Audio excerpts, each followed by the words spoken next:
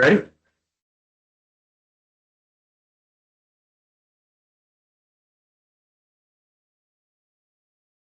All right. Good afternoon and welcome to the Calaveras County Water District's meeting of January 28, 2026. If you're able, please rise for the Pledge of Allegiance. Ready? Yeah. Pledge allegiance to the flag of the United States of America, the republic for which it stands, one nation, under God, indivisible, with liberty and justice for all. Thank you.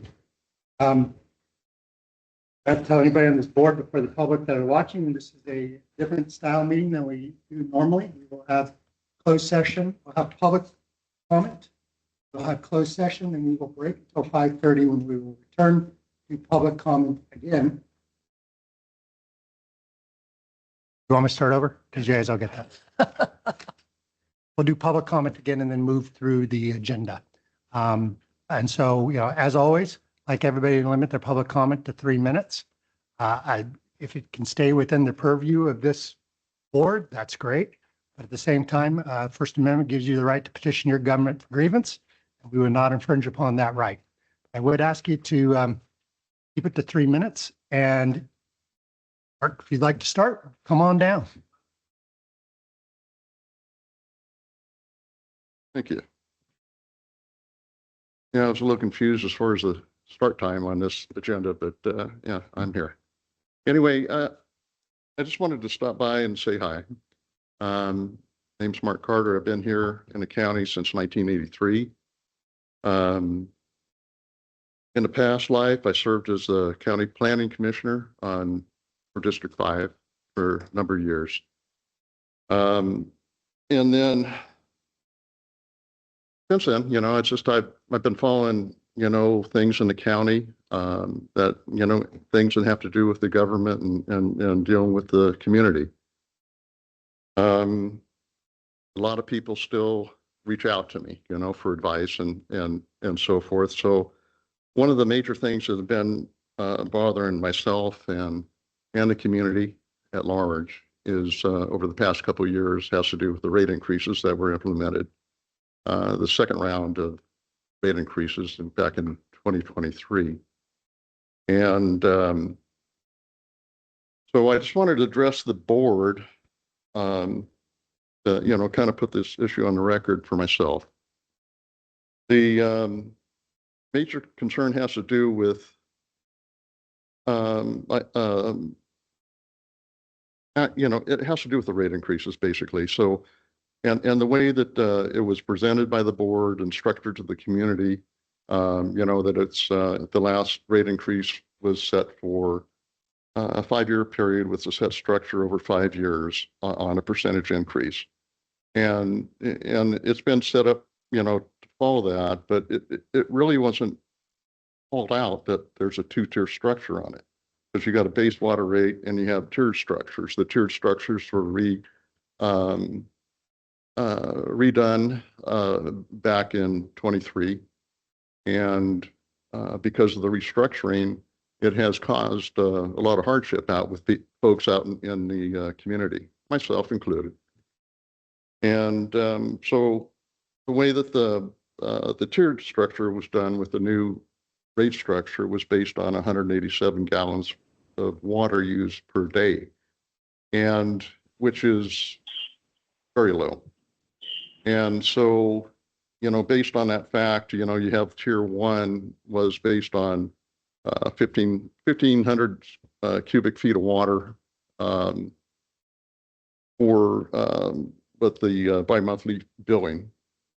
And so, that 1,500 for the first tier was based off of the 187 gallons per day. And so automatically everybody's going to meet tier 1. And they'll go into tier 1, tier 2, and tier 3, where, for example, for tier 2 used to be up to 6,000 cubic feet. It dropped down to 3,000 cubic feet in tier 2. And so there's a lot of people that have dropped in, gone into the tier 2 rate structure that hadn't done it before. And it's causing a lot of hardship. And then especially in the spring and summer months, when you go into so many people going into tier 3. So it's not, a matter of the rate increases being set at a certain level for each year for 5 years, as the base water rate is. It's more the impact from the tier rate structure. And the tier rate structure, as it was set up and established, was at 187 gallons per day. And it's my assumption that that was what your budgeting for your income and expenses over the 5-year period. We're in 3 years into it right now, and there has to be some impact because of those increased revenues coming in because of the tiered water structure. So my ask to the board is that what you're looking for, the community would like to see, and what I'm hearing is that we have another rate increase coming up in July of this year. And I know the board has the ability to sit down and consider, where they're at that time, if we need to do a rate increase at all. And, based on what I'm seeing with the tier rate structure, additional revenues coming in that may have not been anticipated since the rate increases were implemented. I would request that the board sit down and look at the possibility of either or both pausing the increase in July. I believe it's 7%, and or when you look at your books to see if you've received additional revenue over and above that, you may actually consider rate reductions. So that's all I got to say. So I appreciate your time. Thank you. Thank you very much, Mark. Have a good day. Thank you. Is there any other public comment in the room? Seeing none, is there any online? None. We will recess to closed session. We will begin open session again at 5:30 p.m. Thank you. Thank you, Mark. Thank you, Mark.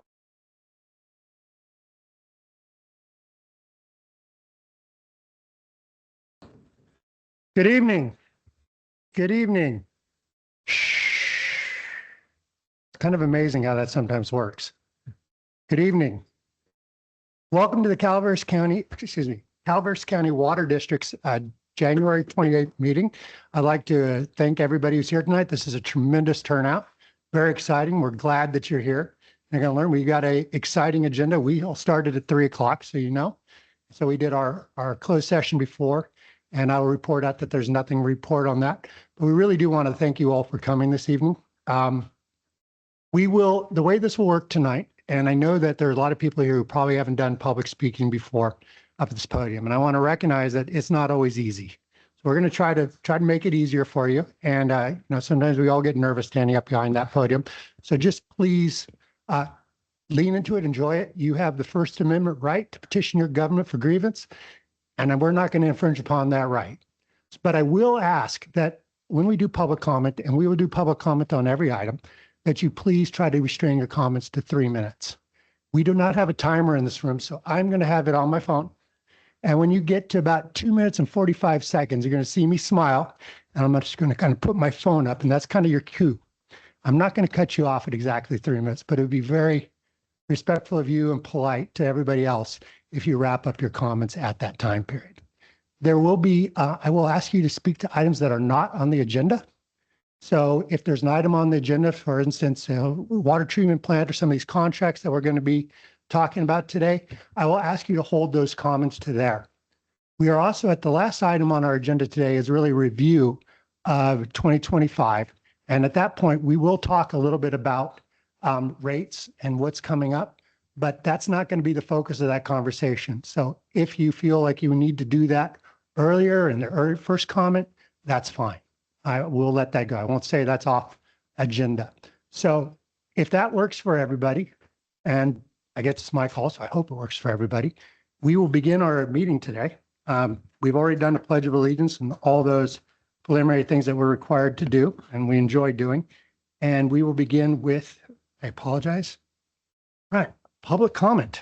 So, I'm sorry. We'll do roll call. We did that at the beginning.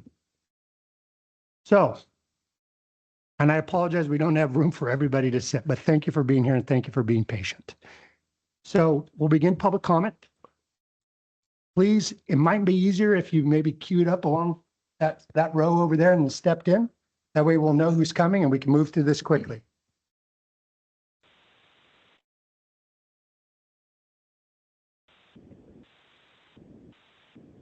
Okay, come on.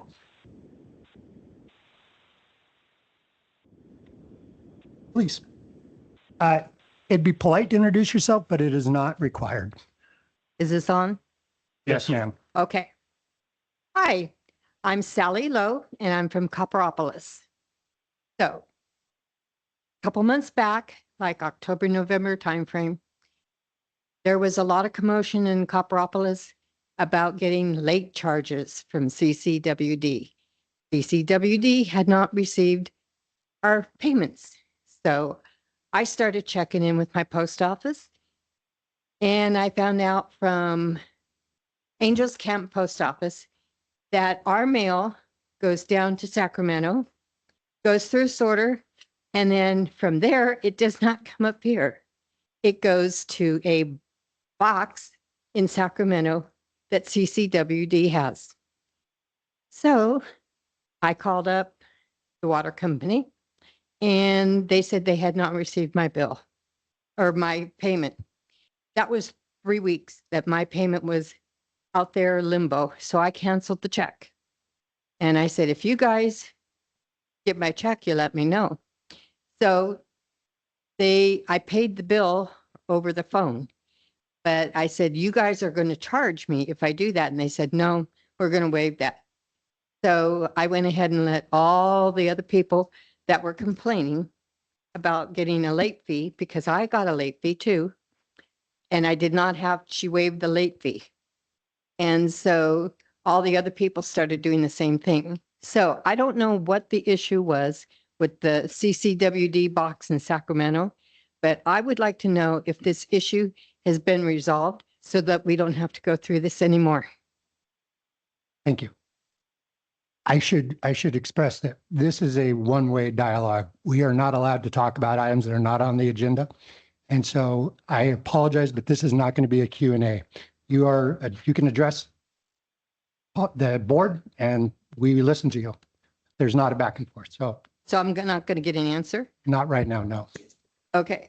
But When it's- will I? It's something that we can put on one of our committee agendas. The stuff that we hear tonight will definitely be taken under advisement and we'll try to get it on an agenda that we can actually discuss.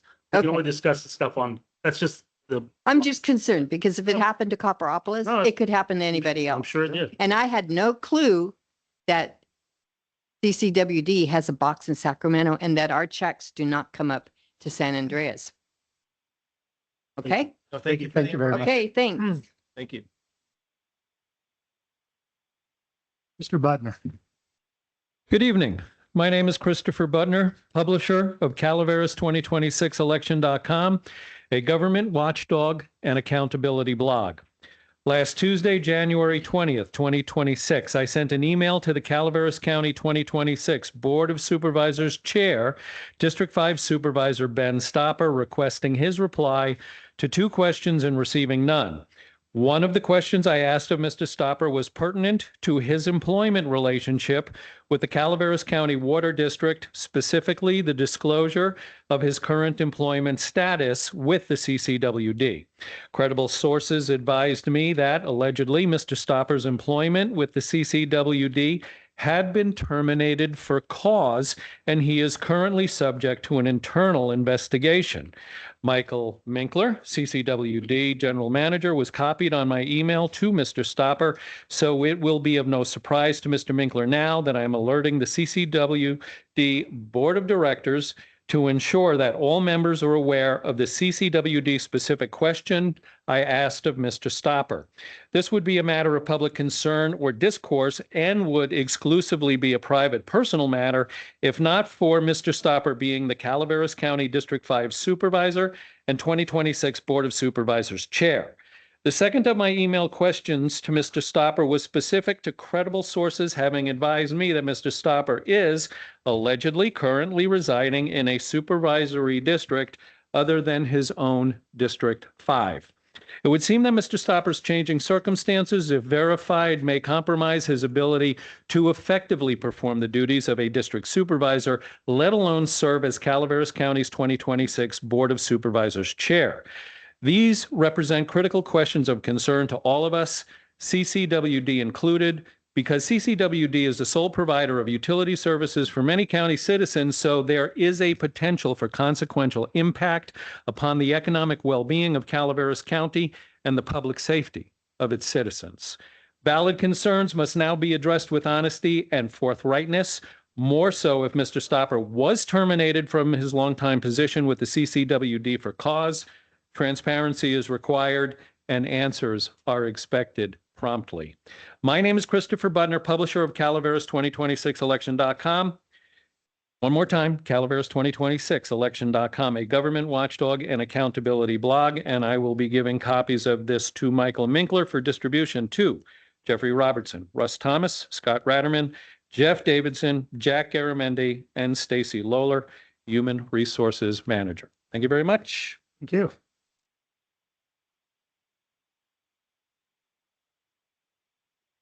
Patrick Roy, Rancho Calaveras. In light of the turnout this evening, which is exemplary, I'd like to put a couple things before the board to place on the agenda for consideration.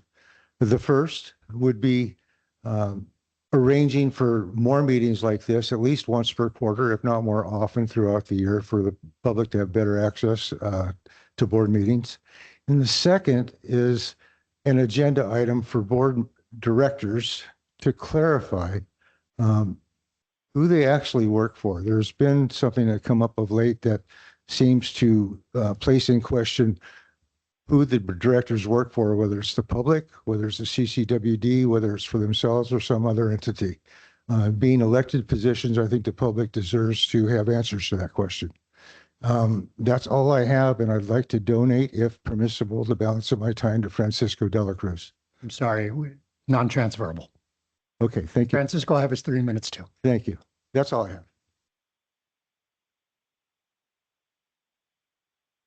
Please, and it'd go a lot faster if we queued up.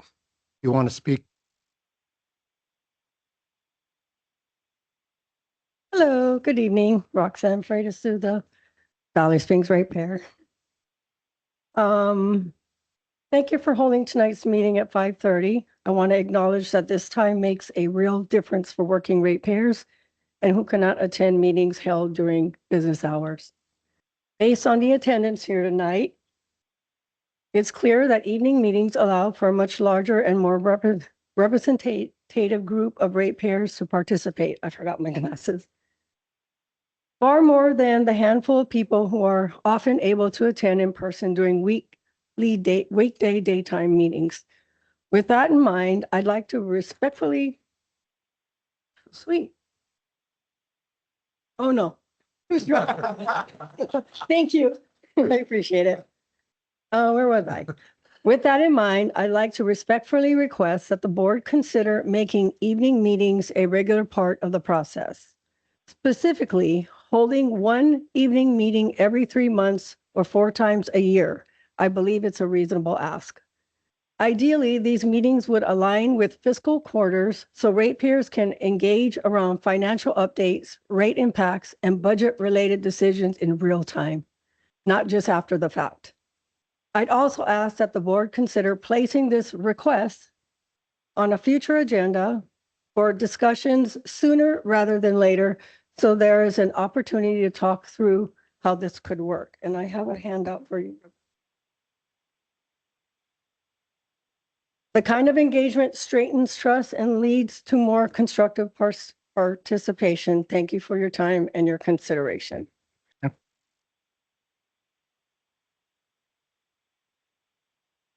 would like to speak next? Please feel welcome. I know it's not easy. We appreciate it.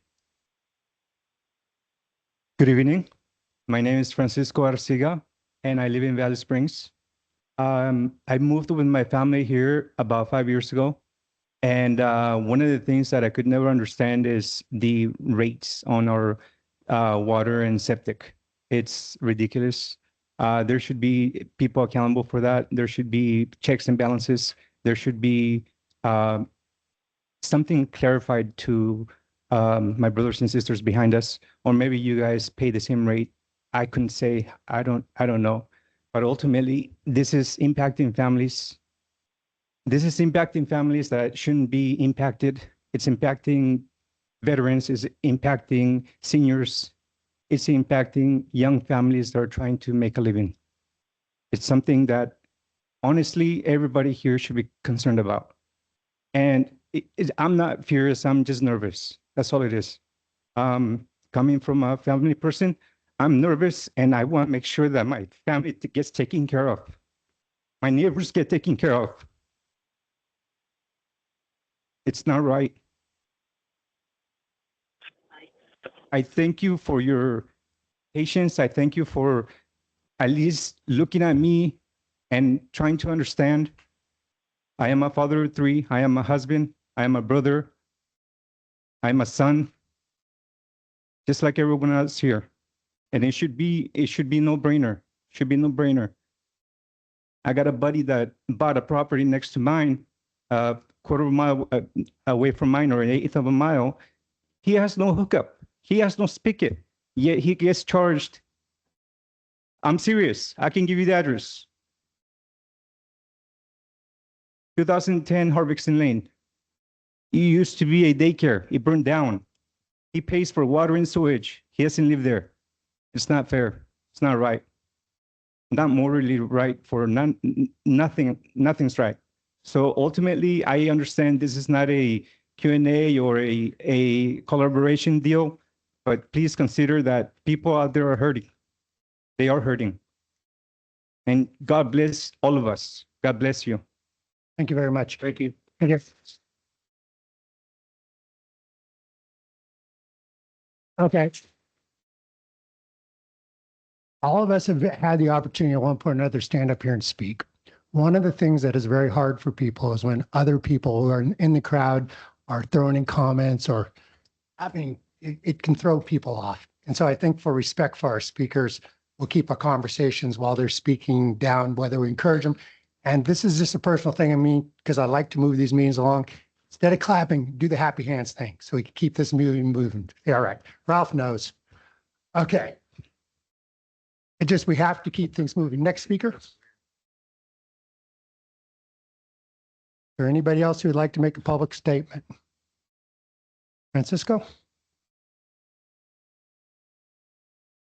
Francisco de la Cruz, Valley Springs. I want to thank the board for having this meeting at this time.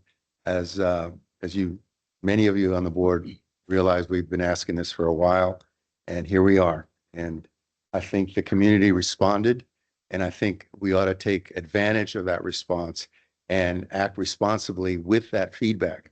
I had the opportunity last night to attend a meeting at the Cove Fire Board. I've been involved with Cove Fire Board to help them with Measure A, and I had the pleasure of being educated by one of your great employees, Damon Wyckoff, who convinced me to change my public comment on what I was going to recommend on hydrant testing and maintenance records and all of that, because I now understand the challenges that he faces to make sure that we get water that doesn't turn to chocolate or doesn't turn brown, et cetera, when he's doing hydrant testing. So if there's anything you can do to make sure he sticks around for an employee, please do so. Agreed. On the other hand, there's a lot of talk about the possibility of pausing what you all have scheduled for July. And I want to encourage staff who work as diligently as they can to identify, at least to me, why we can't.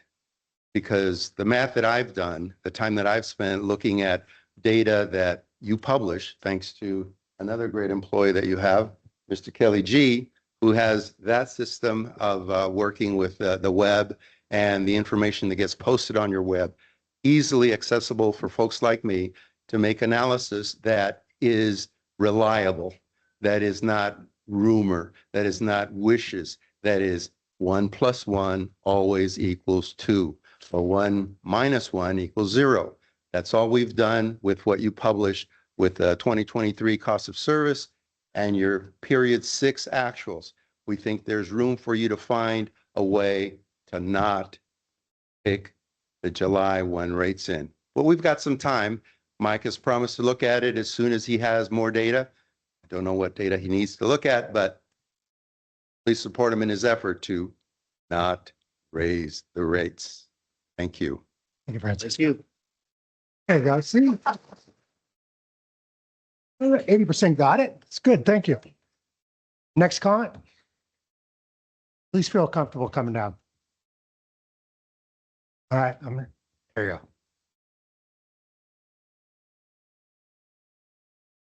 Hi, my name is Dan Jackson. I'm from Valley Springs, and I've spoken here before. Just get Whoa. closer, a little closer to the mic. Okay. I've been up here 37 years. And for years, my meter has been red. They even changed the meter several times without me knowing, but they changed it because I was only spending about $127 every 2 months. Now you put this system in, and my bill is between $400 and $500 a month. That's $900 for 2 months. We got to, and you guys are talking about a raise and the rate. I mean, I've gone through the city of Stockton and nobody pays that kind of money for water. I'm not even on a septic system. That's not even included. So I don't know if you need to calibrate and find out if your meters are calibrated or what. But as soon as that meter went in, my next month's bill was $900. I called here. When you first put it in, they said it'll work itself out. Guess what? My last month's bill was $867. It didn't work its way out. And now you're talking about increasing the pay, the rate. You know what? We need to stop and figure out what you're getting in, how you're spending it. And people have moved here because it's affordability. Now, it's not that I can't afford it. It's just that I don't need to pay that kind of money for water. And I don't have a break in my line. I don't have, I'm not watering 30,000 acres. It's me and the wife and 3 dogs. My God, $1,000 every 2 months? Maybe we need to reconsider when these rates go into effect, because a lot of people can't afford it. And I'm not just speaking for myself. Hopefully I'm speaking for other people in which the rates went skyrocket when the system went in. And I don't know what was wrong, why we weren't paying that all along. But all of a sudden, it jumped, and it's not going back down. And I don't know if you read last month's bill and just put it on the next month's bill. I don't know what's going on. I know my bill stays the same even when I go on a 2-week vacation and the dogs are in the kennels. Why is it staying the same? I don't understand that. I understand that I used up my 3 minutes. Thank you very much for listening to me. Thank you very much. All right. So I'm not seeing anybody queuing up, so we are going to move on to the consent agenda. Do we have online? I'm sorry. Oh, thank you, Ralph. Online as well. All right, I got 2 here, and I've got some hands up online. Oh, Good afternoon. I have the distinction of being the house that all the leakage started in on Baldwin Street before they started ripping up everything. Unfortunately for me, it took them over a month to come out and even stop the running of the water down the road. They destroyed my driveway. They charged me a $500 bill for the water running for a month and then told me it was my fault that I had the water running for 30 days. Not only that, they destroyed the tree in front of my house. And now our base rates are all over the place. I don't know about you guys, but everybody has a different base rate.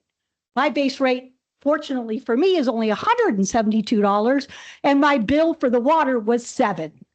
Make this make sense. How can somebody that lives on a half an acre pay more than somebody that lives on 5 acres, 1.6 miles down the road from me, whose base rate is $70?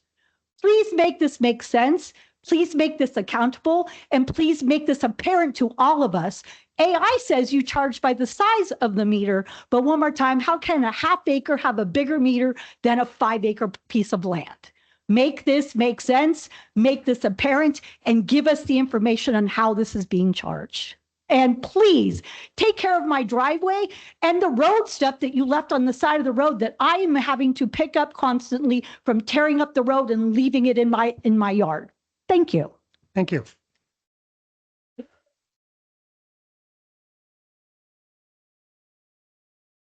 Remember what I asked. Thank you. Please, ma'am. Hi, good evening. My name is Catherine Gonzalez. Please listen to the speaker. My name is Catherine Gonzalez. I live in Hartfixon, and I have a tax business. And so every year I hear, every single year I hear from all of my clients, from senior citizens to my little families, to everybody in the community. I have people coming from not just Valley Springs, from all over, everywhere. They're constantly complaining about the rates. I have clients that are paying $700 and $800 a month or $1,700 for water that's running down the road that's not being tapped off or whatever is done. But we're all dealing with the same thing. We keep getting these increases in rates. This was addressed 5 years ago when we had 5,000 signatures from people in Valley Springs. I was one of those people that started that petition. Like I said, I've been here since 2008. This consistent increase in rates that I'm hearing not only from my own household, but for all the people around me, all my neighbors, all my clients, always, and nothing ever changes. And even though the CCWD says it's only $5 a month, that we're doing as an increase, well, I have so many of my clients that are on fixed incomes, and I know that probably 90% of the people that are here, especially for us that are senior citizens, as fixed specific incomes. Some people are still paying their house payments. Not everybody doesn't have a house payment. So when they're fighting the struggle of saying, oh my God, do I got to pay for my water over here? Or do I got to pay for my house payment? Or I got to pay my PG&E? Or I got to pay my house payment, which I'm hearing all the time, nothing is happening. It's like, now here's CCWD with this big, huge, beautiful building. Here's our money. We know this is where it went to. This is where it was paid. We've got leaking pipes. They're working on Hartfixon like crazy, trying to fix out these weird, leaking, rusty, horrible pipes that have been in for 25 years. I've heard it directly from them. I march myself up there and talk to them all the time. And it's just over and over and over again. We are paying for extra money in water because we've got leaking pipes. I know that they're trying to get it fixed, and that's just this endless thing of never getting fixed, never getting done, never addressing an increase in rate that is just killing so many of the people around me, and it breaks my heart. And this is a very small community, and we should not be doing what we're doing. I have clients coming even from San Francisco, and they are just overwhelmed. Sacramento, all over. And they're all saying the same thing. Oh my God, how can you guys be doing that? Because they have relatives that live here. So just please, we got to do something about these rates. I don't know, we're endless. I mean, nothing happens. We keep voicing our opinion and nothing gets addressed and nothing happens. And the rates still keep going. So I guess my point is just, we are all sick and tired of paying huge rates, huge amounts of money. We're surrounded by lakes. We've got all kinds of water. And yet we're still doing it. Thank you. Thank you very much. Speaker. Next speaker. All right, going once, going twice. We are moving on to the consent agenda. Nobody online? Hands up. Thank you all for your public comments. We will, Appreciate it. we are listening. I'm sorry, we have one online public comment.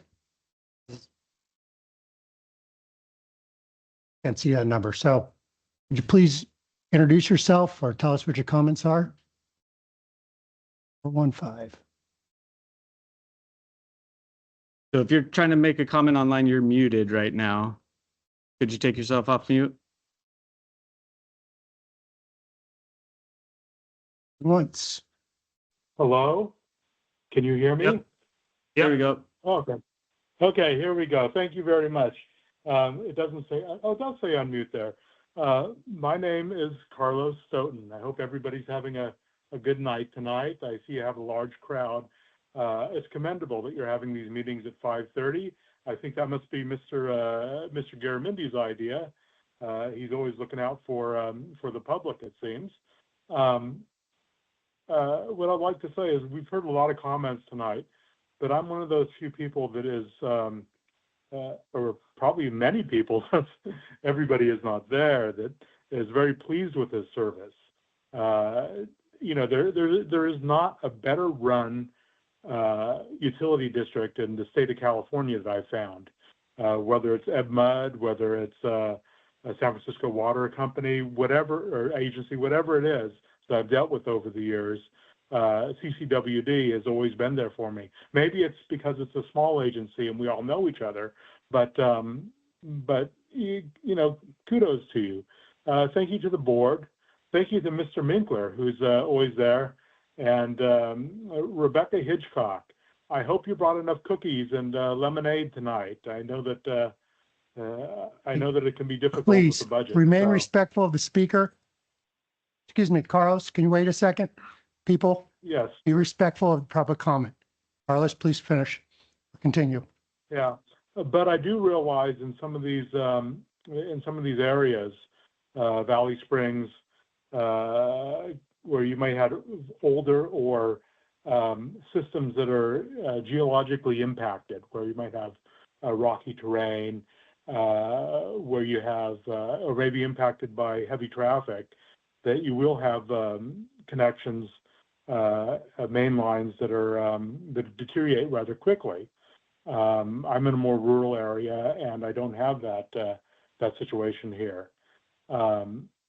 Your staff it does a fantastic job of getting to things as quickly as possible. There can always be problems. So with that, I hope everybody in the audience and the board has a pleasant evening. Good night. Thank you very much. Thank you very much. All right. With that, we conclude public comment. There'll be continued public comment as we move through our agenda items, but we'll move on to the consent agenda. And sorry, I'm learning a new pair of glasses. These following items are expected to be routine and non-controversial. Items will be acted upon by the board at one time without discussion. Any board member may request that any item be removed for later discussion. We have two items, the approval of minutes from January 14th meeting, as well as a report of monthly investment transactions from December 2025. Is there any public comment on these consent agenda items? Francisco, please come on up. I'm sorry, did you move for acceptance? Francisco de la Cruz, thank you. Is there going to be any additional detail on all of these investments transactions to know where they end up getting booked, what specific reserve accounts are being used to house these gains that these investment transactions are supposed to generate, whether they're going into restricted reserves that we have no choice because we have legal obligations for bond or loans, or are they just designated reserves that the board has said, hey, we're going to use this as our savings account going forward? Can we get that sort of detail in these kinds of reports as well? Thank you. Thank you very much, Francisco. Yeah, briefly, just Michael, we'll circle back on questions after we finish public comment. Is there other public comment regarding the consent agenda items? Okay, any comments from staff before we move for acceptance? I was just gonna say, yeah, we have that. There's some of that information's in this agenda packet. We're happy to provide more in our more detailed reports in Finance Committee, and especially as we develop the budget. We usually get an annual report out also from Chandler Investments, which should be forthcoming probably sometime this spring. So yeah, that information can be made publicly available. Very well. Bring it back to the board. Is there a Move for motion? acceptance. Second. We have a motion, a second. All in favor? Aye. Opposed? Carries 5-0. Moving on to a new business. Sorry, people, as I try to figure out my glasses. This is discussion. Item 6A is discussion regarding West Point acceptance and final completion of the West Point Wilseyville Wastewater Treatment Consolidation Project, CIP 15091. Kevin. Good afternoon, directors, or good evening. He's saying good afternoon, but so here today we're talking about our West Point consolidation project. So it was consolidation of 2 wastewater treatment plants into a single West Point facility. So this is the final step to officially close out the West Point Wilseyville consolidation. So why was this project needed? Wilseyville is an aging water system or wastewater system that serves a small community of Wilseyville, and is basically the community had a cesspool out there, is unlined ditch where all the sewage would go into the pond. So this project has been a long time in the works and over 10 years. The goal was to combine both the systems into one modern wastewater facility. So what was built as part of the project? We built a new pump station in Wilseyville, a dual force main that conveys all the sewage from Wilseyville to West Point. We put in a large septic tank to handle all the solids that came from Wilseyville. In addition, we raised the pond, the berm around the West Point pond, to handle the additional flows. New solids handling facility, including a septage receiving and drying beds. These upgrades replaced the old pond in Wilseyville, so that no longer exists. We breached the dam there after doing a thorough cleaning, and so now there's only one system. So the benefits of the project is we improve the environmental protections, better regulatory compliance. We were able to comply with the permits in West Point, safer operations during heavy rains. We don't get runoff from this cesspool, and lower long-term operating maintenance costs. We don't have to carry 2 permits. It's a really good project, and the best thing about the project is completely grant funded. So the state of California gave us almost $10 million for this project. And so there was no ratepayer money used in this project. So the project was awarded to KW Emerson. They're a local contractor to our county. They do a lot of work around here and have a lot of local employees. Project experienced a lot of supply chain issues because it was awarded right after the supply chain issues that came out of COVID. So the project was significantly delayed, but we weren't charged any more from the contractor. The funding agency approved the schedule extensions, and we finally completed here at the end of 2025. We're very satisfied with the work effort that the KW Emerson did on the project, even through all the hard issues with delays on electrical, pumping equipment, and other materials. So the next step, we're going to record a notice of completion with the county. And then we got to update our permit for the facility to have a single permit for both facilities. So now we got kind of a little video on the project, so everybody kind of see all the work that was done out there in West Point.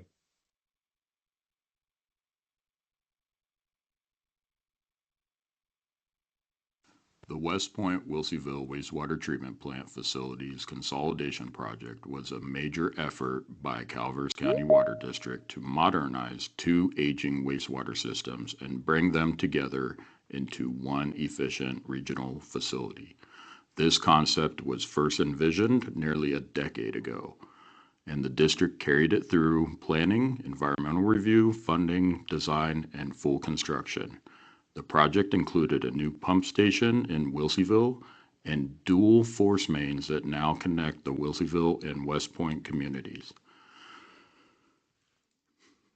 At the West Point site, large septic tanks were added to provide proper settling time for solids, and the berm on the existing storage pond was raised to improve wet weather storage during heavy storms. The project also added modern solids handling features, including new septage receiving equipment, sludge lagoons, and drying beds that use geotextile bags for dewatering. With these improvements, the outdated Wilseyville pond system was fully replaced, greatly improving regulatory compliance and environmental protection. KW Emerson Incorporated received the construction contract in July 2022 for $8.5 million. While early construction was affected by nationwide supply chain delays, the funding agency approved schedule extensions and the construction was completed in December 2025. The project will deliver long-term operational efficiencies and cost savings by retiring 2 separate treatment facilities and operating just one modern, reliable system. Most importantly, the project was funded 100% through a Clean Water State Revolving Fund grant, totaling $9.93 million. So this is our sludge dewatering area. What these bins are for is there's a special type of bag that goes into these bins. And imagine putting like water through a sock. The sock is going to filter out stuff, solids that can stay within the sock, and the water is going to bleed out of the sock. And this is how we do, or how we're going to do, sludge dewatering. Basically, these 2 lagoons over here will be our sludge lagoons. And when it gets time for, as the sludge layer kind of creeps up, we can pump this sludge into these red bins that we just looked at and add a little bit of polymer to the sludge that will help coagulate the solids into chunks. And off of that, the water can kind of be released from the sludge to go back into the system. Okay, so this device is a screening device. West Point is mainly septic tanks, and what our process at the wastewater plant is to treat the liquid that comes off of the septic tanks that usually goes to the leach field. Well, once in a while we'll go around, survey all the septic tanks, and then pump the septic tanks. And what this allows us to do is bring the solids here from those septic tanks, run it through this screening unit, and then the sludge that is coming off of those septic tanks can go into these lagoons. Basically, we're just trying to get all the trash that people flush down their toilets out of the septic and process, it's easier to process without all the trash in there.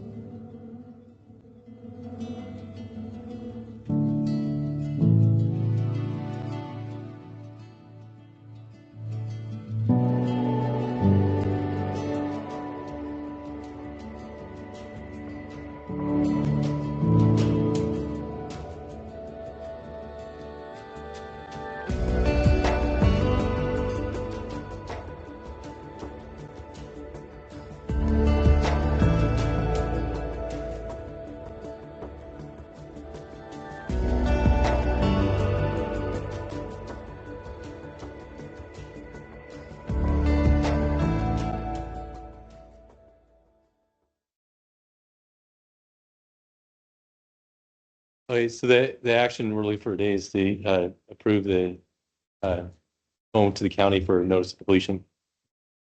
Very much. Is there public comment on this item?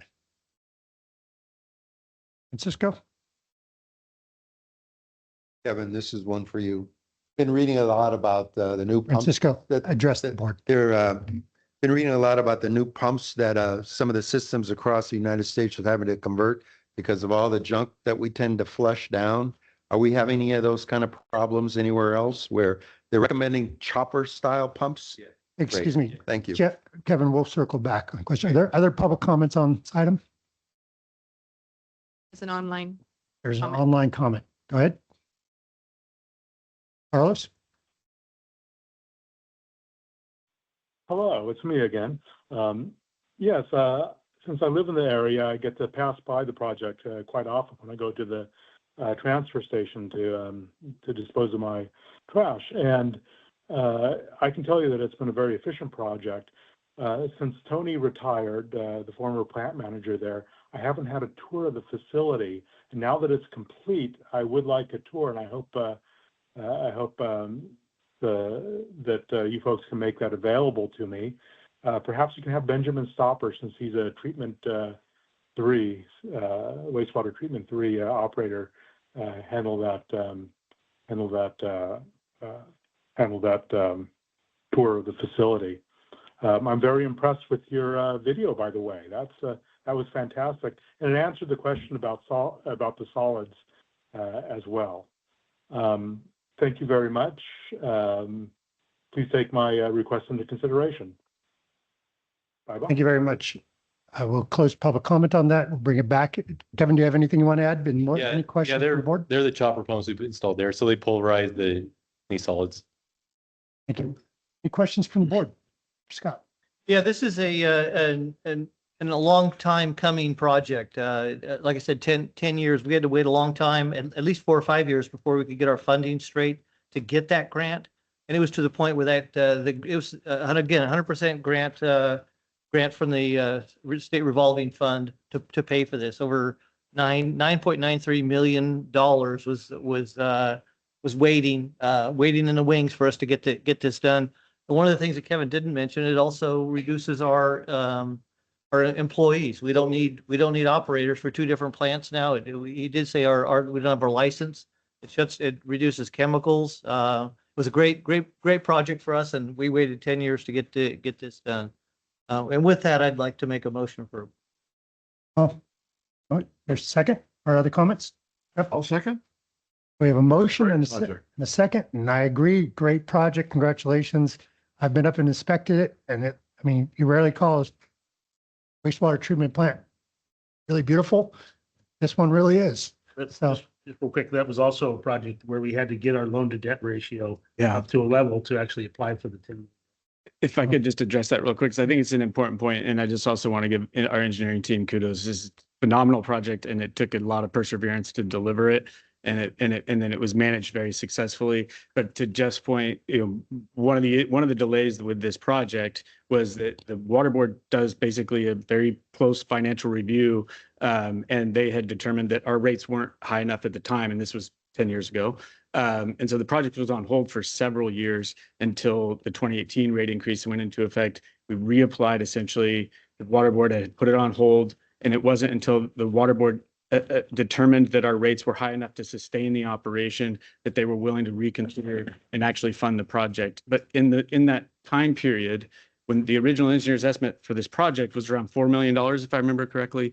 And by the time we had to wait for all of those delays, we get the project out to bid, and now it's a $10 million project. And so that is part of, I think it illustrates the connection between our financial stability and our ability to get grant funds, which takes pressure off of ratepayer funded projects. And so this, I think, is a huge success in all of those ways. So great job, team. We have a motion and a second in front of us. All in favor? Aye. Opposed? There's 5-0. Moving on to item 6B, contract amendment with Hydroscience Engineers for engineering services for the Copper Cove Tertiary Treatment Plant, CIP 15094T. Kevin, take it away. So this is another It's a section 29, sorry, this is the Copper Cove wastewater treatment, tertiary plant improvements. So that's the final treatment of our Copper Cove wastewater treatment plant. It's called tertiary. So that's what makes it basically recyclable water, the treatment plant. So this contract amendment is this, sorry, let me start over. This project's part of the section 219 Army Corps engineer funding. So the Army gave us $13.28 million of free money. We just got to contribute 25% of the project cost. So this, our part of the project is to design the project, and the Army Corps will come in and construct the project. So they'll pay the contractor directly for the construction of the project. We're just responsible for the design environmental. This contract here, we got the original amount we got from the Army Corps was a lot less than what we got now. So they've been kind of getting increments as we go. So to 13.28 million, and we're asking for another 3.1 million from the Army. So that has to go through Congress and all that type of stuff in order to get us the rest of the money we need. But the today this amendment is for a design engineer, hydroscience, to bring the tertiary treatment plant design from 90% to 100, and then provide engineering services during construction, and also bid support, and also be kind of the these projects of the Army Corps require a lot of coordination. So there's a lot of coordination that needs to happen. So today we're asking to approve a contract amendment for hydroscience engineers for the engineering services for the Copper Cove treatment plant. The amendment allows the district to complete the design and move the tertiary treatment towards and through construction. Why do we need this project? Because it improves the wastewater treatment quality, increases the reliability, and provides a long-term regulatory flexibility and capacity.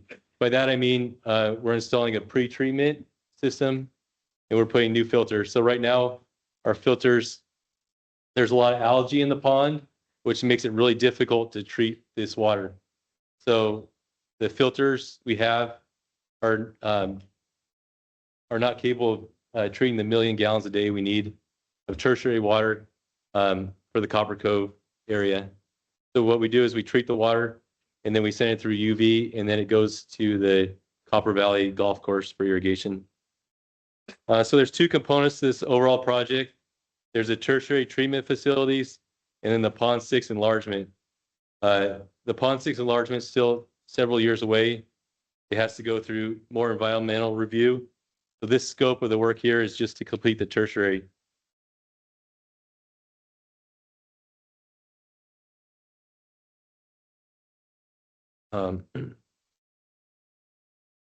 So basically the cost for this proposal is $557,000.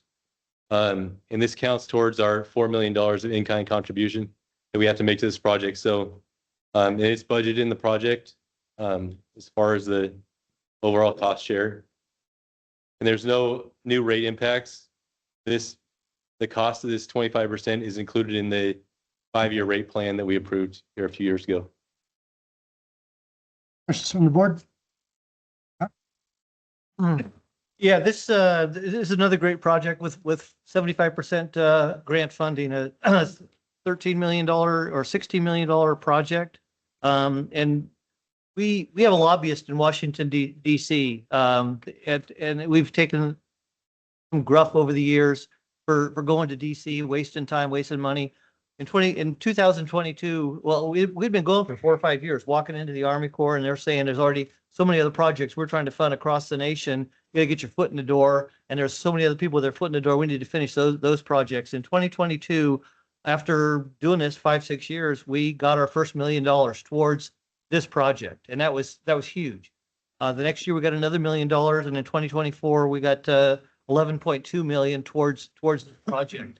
This is money that's going to be, it's already in the pot. It's already been divvied up. It's going to be given to somebody across the nation, somebody in Michigan, Pennsylvania. This is the first 219 project to come to California, and Calaveras County Water District is the first to receive funds from this Army Corps funding process.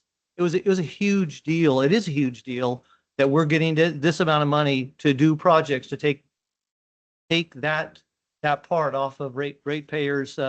It's a project that needed to be done. We have to do it, and it's funded by someone else besides you. I'm Well, so proud. you included. Well, 25% of this project we are included in paying for it. Our federal government is on the hook for the rest of it. We're still looking for another $3 million in DC. We'll be heading out there looking for that $3 million. No money came to California from this 219 project last year, and it may not this year, but we're still looking for it. We still need 3.1 million to complete this project and do the full dam raise. With that. Second. Okay. Public comment on this item? Public comment.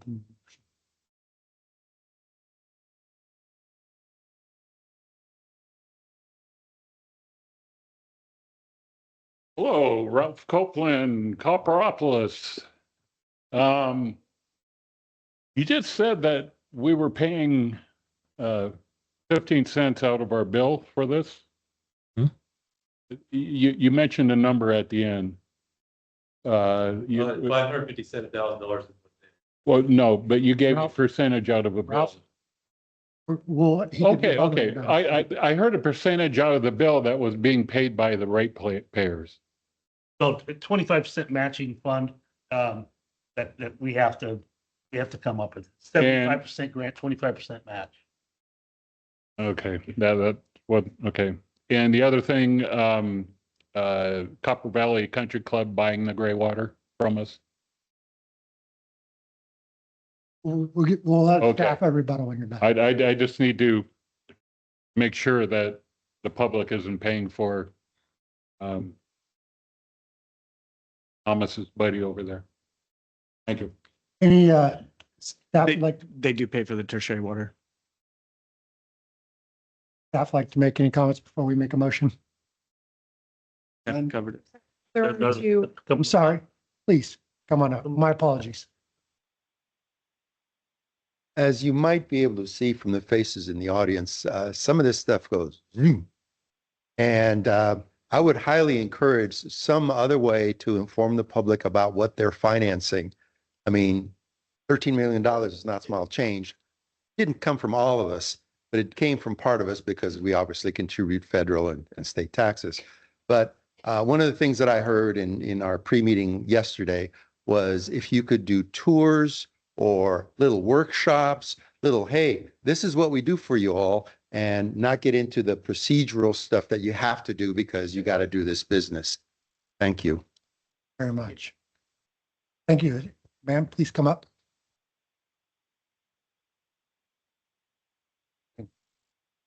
Nancy Henderson from Copperopolis.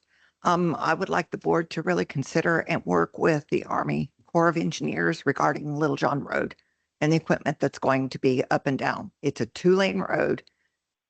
It's being torn up right now because of the force main, whatever, the pipe replacement, and which is extensive, actually. So I would just like the board to be aware that Little John is going to incur heavy traffic. And if they're responsible for potholes, we would really appreciate, residents would really appreciate that the Army Corps do work that takes it back to something drivable. Thank you. Thank you.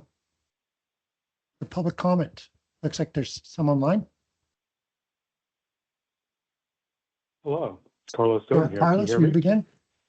Yeah, I think this really does highlight the importance of your lobbyists in Washington. I know that Calaveras County, the county no longer has one. And also it highlights your ability to get grants and having people in the office that know how to do that.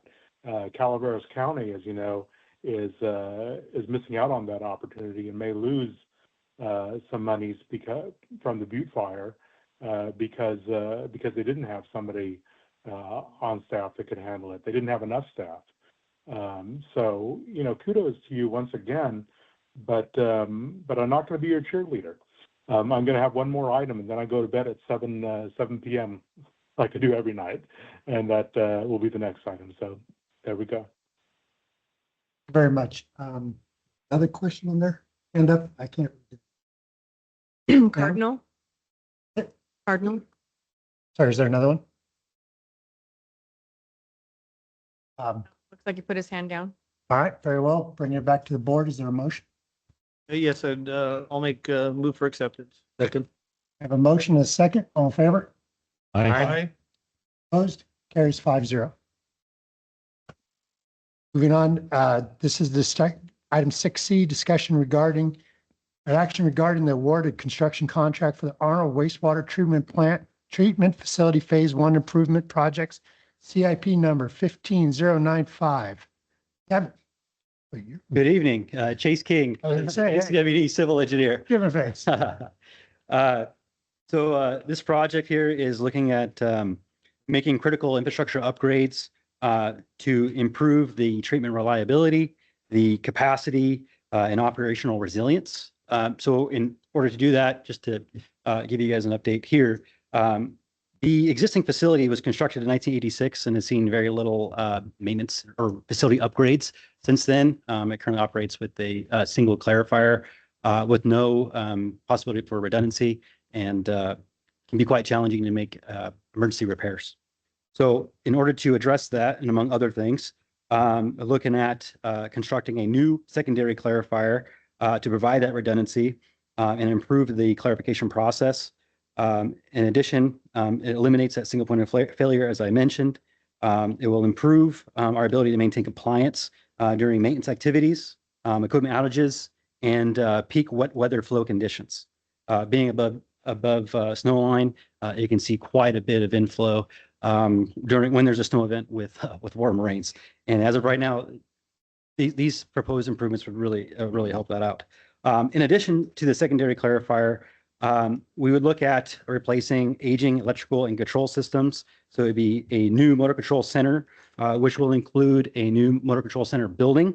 On top of that, we will replace the existing generator, as well as many improvements to the yard piping, grading, as well as paving, power and control conduit, instrumentation, as well as any and all of the PLC and SCADA controls. Not only there, continuing on improving the return activated sludge pumping and the addition of 2 additional aerobic digesters. So in order, what enabled us to complete this project was we did secure financing through a low interest loan from the USDA, a rural development loan. It's a 40-year loan. So this amount is fixed. We did secure the loan was for $10.2 million. And I'll get into the bid results following, but one thing we did have is we had the parent low bid that was below the engineer's estimate. So what we're looking at now are potential opportunities to address additional improvements that we can make to the plant. But we're still working on that, but we're looking at additional filter replacements with that remaining balance. So the bid results that we did have, so for one, we did have a bid opening on December 16th of 2025. We received 9 bids, 9 very competitive bids.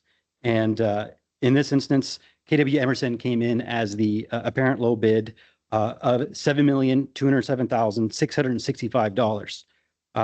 And having a remaining balance of $1.28 million for us to look at and using for those improvements. Our engineer of record, Hydroscience, as well as district staff, did find that KW Emerson to be the lowest responsive and responsible bidder, and recommend awarding the construction contract. So given that this is a federal funded project from the USDA, we do need to receive concurrence from the USDA, which we have done so. So they have given us the green light to award to KW Emerson, and allow us to, if we have received approval from the board today, execute a construction contract and issue a notice to proceed.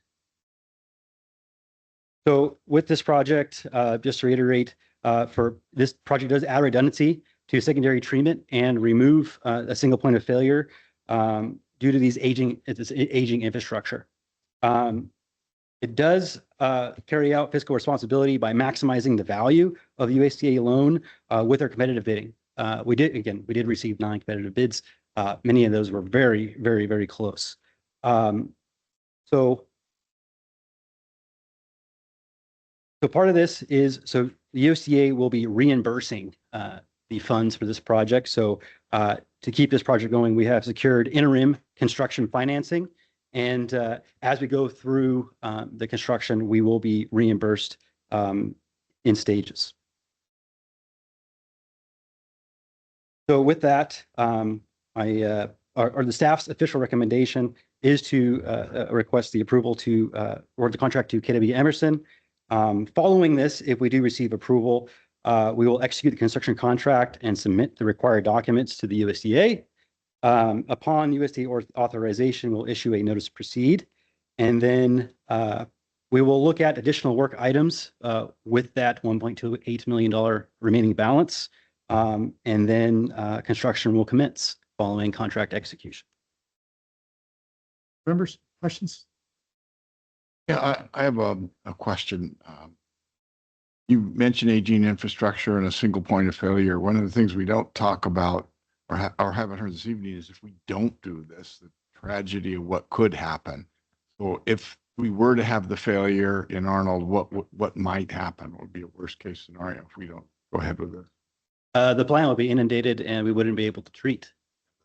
Effluent would go downstream. Yes. Uncontrolled, and uncontrolled is worst case scenario. Which has happened at Arnold. We had a notice of violation there in 2017, I believe, or somewhere in that time frame. And if I could just expand on that a little bit really quickly, because not only has the engineering team done a great job on this, but yeah, got to give kudos to ops too, because they've been in my ear about this project since I started here 7 years ago about how urgent the need was, and they've kept it going, through all this time. And a big part of the reason why it's taken this long is we're always trying to find other sources of funding. So we put the project on hold at one point because we thought we might have an opportunity for a grant. And if we could fund this project with a grant, it's worth waiting. And the treatment plant operators stepped up and have kept it running. We were not successful in receiving the grant, but the low interest, long-term low interest loan is the best option for financing this project.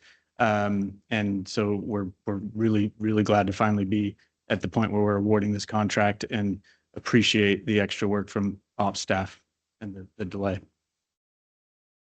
I guess that's my point. I mean, I've been on a board a little more than 6 months, and every capital improvement project I've seen had come with a large grant. And then the flip side of that, if we don't do these projects, the tragic things that can happen in our community. I've been most impressed. So thank you. All right, public comment on this item. Francisco. Francisco de la Cruz, thank you. A couple of questions on the finance side. You mentioned that the bid from the engineer's estimate was X, and the winning bid from the contractor was Y, and there's a delta. And I'm hearing two things. There's potential use for that delta, but my question is, which number was used to decide the cost of service entry? Was it the engineer's estimate? Because if it was the engineer's estimate, then that tends to inflate.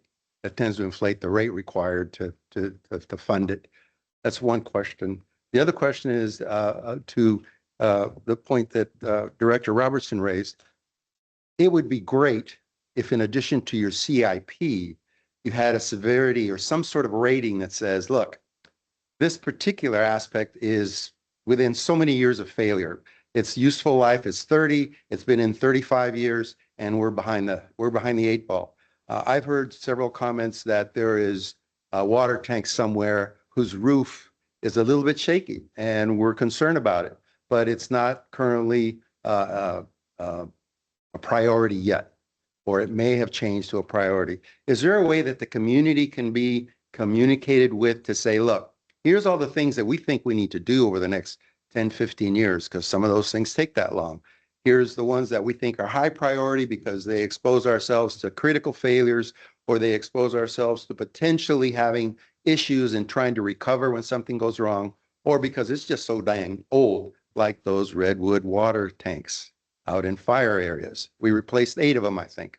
But I think there's a lot of projects out there in the CIP that could be classified in different levels of importance and priority so that the community can understand better why it is you all are deciding to spend the money here versus there. And also understand that this is federal money coming in to help, or this is state money we're coming in to help, or this is money that we have to get a loan for. And in order to qualify for a loan, just like you do in the residential market, you have to have a credit rating, so to speak. And one of those credit ratings is this debt coverage ratio that requires you to have so much money saved away compared to how much money you got loaned, right? And if that gets out of balance, we don't qualify. Is that not correct?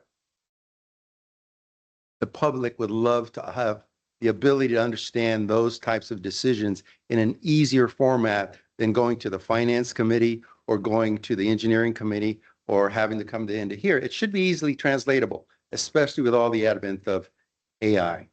Thank you. Thank you. Other public comment on this item? Appreciate the hands, guys. Thank you. Very well, staff, have anything you want to add to this before we move on? Back to The rate study had a water and sewer loan built into it, and that's the money that we're using for this project. All right, thank you. Bring it back to the board. Is there a motion?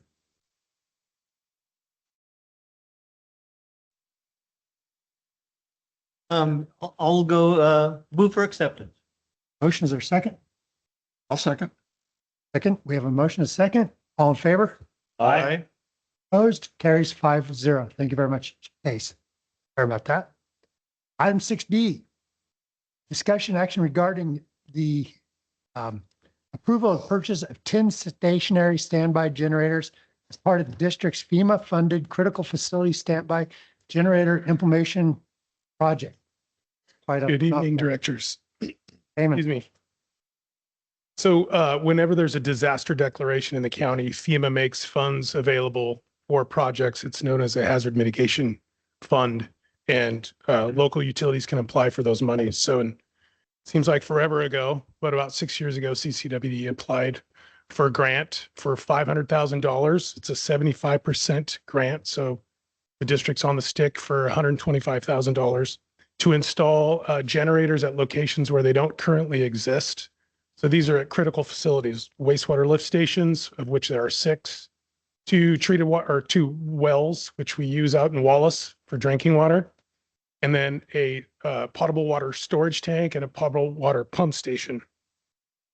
So the district received notice of award for this project some years ago, and we needed to request a scope change. And so we had to there were originally 11 sites, and we moved away from one of those locations at the most perhaps inopportune time, because then COVID came along and it created some uncertainty on whether or not we were going to be able to receive kind of the notice to proceed for funding. So long story short, in October of 2025, the district received a notice to proceed with the project. And so after many budget cycles, we kind of felt moving into the 2025-26 fiscal year budget that we perhaps weren't going to receive this grant. And so we did not budget for the 25% match. So in October of 2025, y'all approved a budget amendment that included the cost for this project with the understanding that we would be reimbursed for 75% of that. And so once y'all approved that, that gave staff the opportunity to go ahead and push this out for bid. And so we had to, it's a 45-day bid period amongst other things. We had to comply with federal procurement requirements. And so on December 19th in this room, we opened up 2 bids, one from Bay City Electric and one from Holt of California.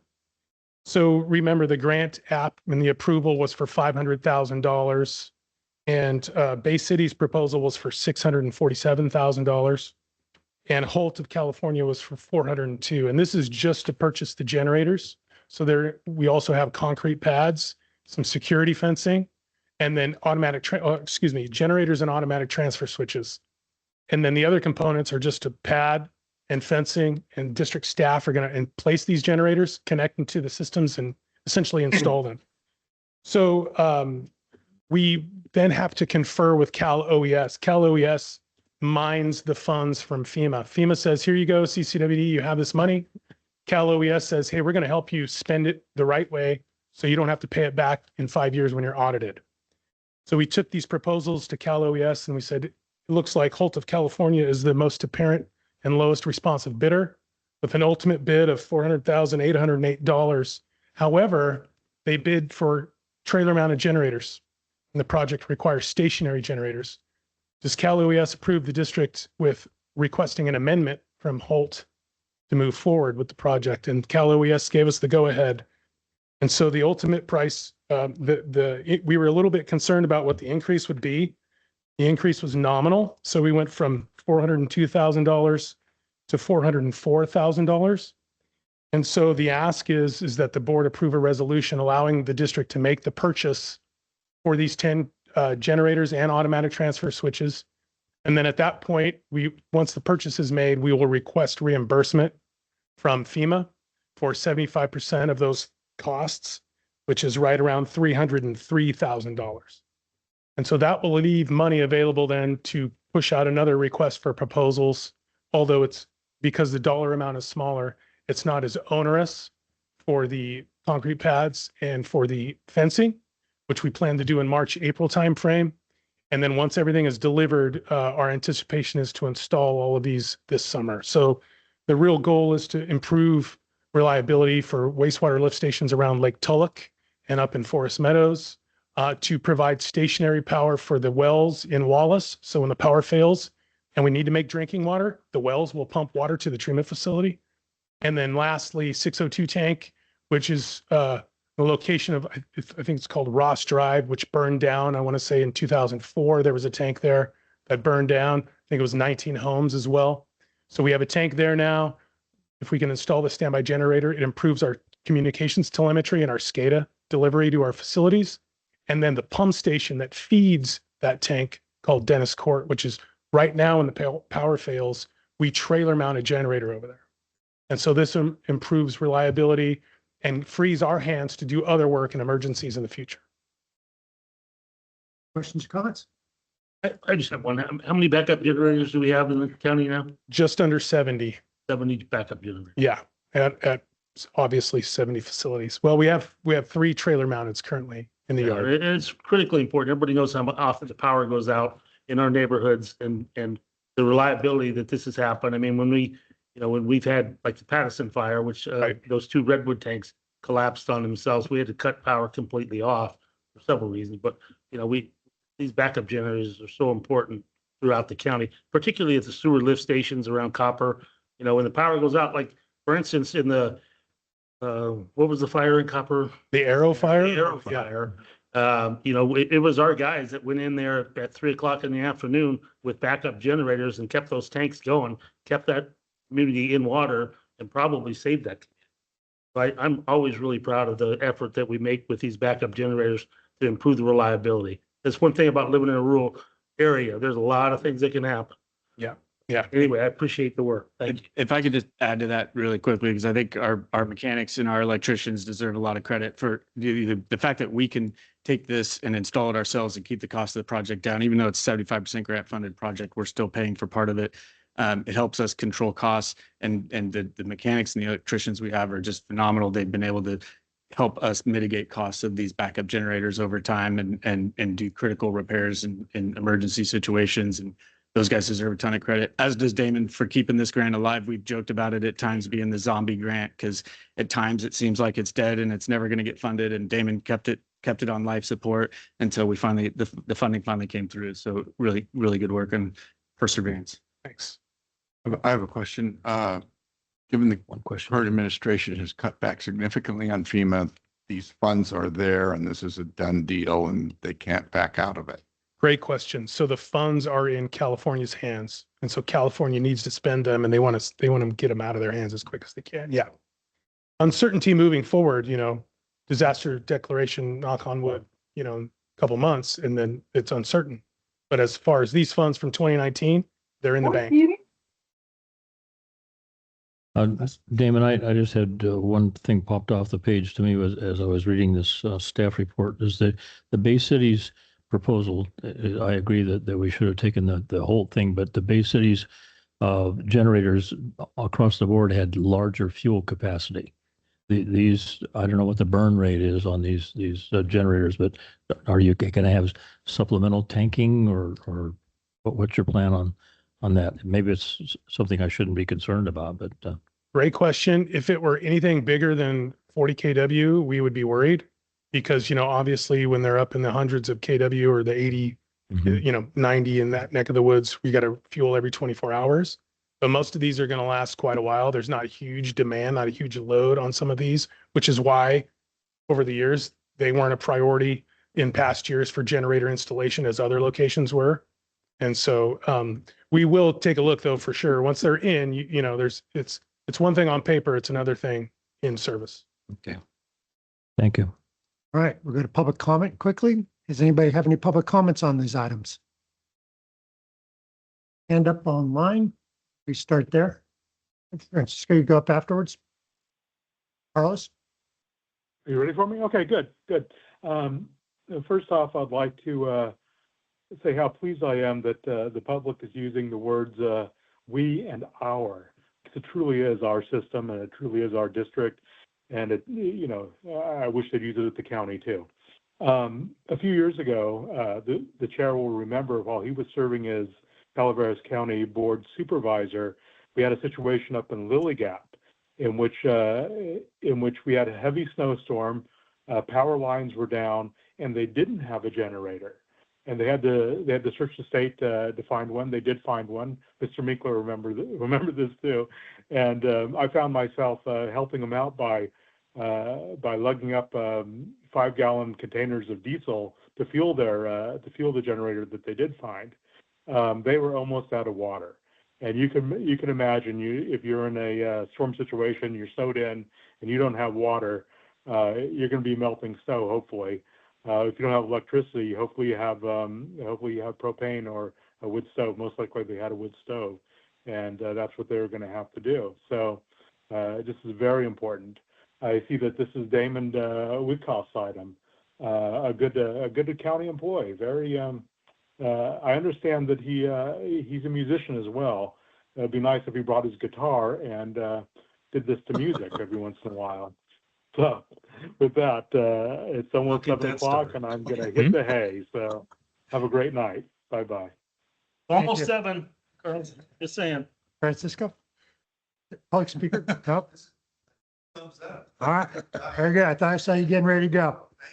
All right, so bring it back to the board. Is there a motion? I would like to move this item. Second. Moved in second. All in favor? Aye. Opposed? Carries 5-0. Thank you. Thank you very much. Thank you, Dave. Great work. Okay, now for the fun. Big show. Presentation of 2025 district accomplishments. Hey, thank you all for sticking it out. Yeah. I Appreciate it. we really appreciate it. Yeah, so I'll take it from here. if Yeah, that's okay, please but, take it away. Excited about this. It's going to be, this is going to be a team effort. We did do this last year. We had an evening meeting, the second meeting in January, and for a similar kind of year-end review in which Kelly gave a really good long presentation. This year, we decided to change it up a little bit so that different department heads are going to share the load of the different portions of the presentation, but we are going to try to work through it efficiently because I know it's getting late, and I too really appreciate everybody coming and staying and hearing us out. And we're not gonna, this is really looking at, the achievements of the last year, looking forward a little bit ahead of some of the, what we anticipate in this coming year, including some of the challenges. We don't dive into the topic of rates a lot in this presentation, but to some of the earlier comments, we will, as we always do every year, we will, during our budget development process, which has already started over the course of this spring, prior to the adoption of the next fiscal year's budget in June, reevaluate our revenues and expenditures and the need for future rate increases. And that will all be done in public meetings. And we'll share all that information. So that process will happen. But for now, I'm going to be brief with my comments. And I think, Kevin, you're kicking it off with the engineering. Go ahead.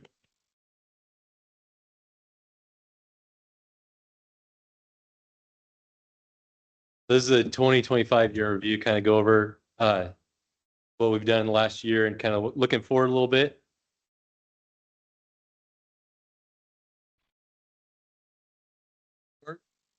So this kind of the engineering, we're going to kind of look at the ongoing projects, design projects, studies we're working on, and some future projects that'll be kind of kicking off here in the next couple of years. So here's the projects that we completed in 2025. So we got the West Point water supply. Well, this is the West Point water supply is a design project where we got a FEMA grants to enlarge a pond, triple the size of the storage pond in West Point. That's 90% grant funded. We got the Copper Cove tank projects. We'll go through these kind of more in detail. So here's the Copper Cove lift station. So we replaced 6 existing dry can lift stations with modern wet wells. So this eliminated the underwater crossing of Lake Tolek. We had basically a sewer line sitting on the bottom of Lake Tolek that was in danger to contaminate our drinking water supply. So this project eliminated that, moved this particular lift station here that's on Lake Shore. We moved it up from down by the lake up to the cul-de-sac for safety and proper sizing. This is the Copper Cove B tank construction. So this was funded by our water CIP loan. Number 1 that we got here that was part of the previous rate study. This is the foundation for the new B tank. It replaced an old redwood tank. I don't have a picture of that, but there was an old redwood tank here that was leaking really badly and really old. So we replaced it with a new steel tank. And this is a Copper Cove clear wells. So the tank you see in the distance there, that's a new clear well. They gave us some operational flexibility. We're currently relying on a single clear well. That's a single source of water for all of Copperopolis. So we now have 2 tanks there, which makes the system a lot more redundancy and also capacity. And the existing tank right here was rehabbed. A new roof was put on it. You can see that it was deteriorating badly. It had never been rehabbed. Here's kind of the completion of that tank we just saw at the end of last year. This is the tank that I was just talking about that was replaced with that new steel tank. You can see it just redwood slats there. The joints were leaking. The roof was deteriorating, so it was in need of replacement. Here's the tank again. And this is our Jenny Lane Clearwell number 2. You can see the condition of the roof. It was in really bad condition. The floor was pitted. The walls were completely corroded. So at the top section, we're above the water line where all the chlorine gases like to hang out. We replaced the roof with a brand new roof and replaced all the corroded wall that was all the way around the tank from the chlorine gases. This is the West Point project that we just went over. So the ongoing construction project with those here, the Jenny Lind A to B transmission main. So that's, you get a lot of you guys that live in Valley Springs are probably aware of this on Hartvix and Baldwin, sure. But this is a new transmission main that allows us to get water from A tank to B tank more effectively. The pressure spikes that you see in Jenny Lind are going to be going away. They'll have constant good pressure, and there's a lot of benefits to the project.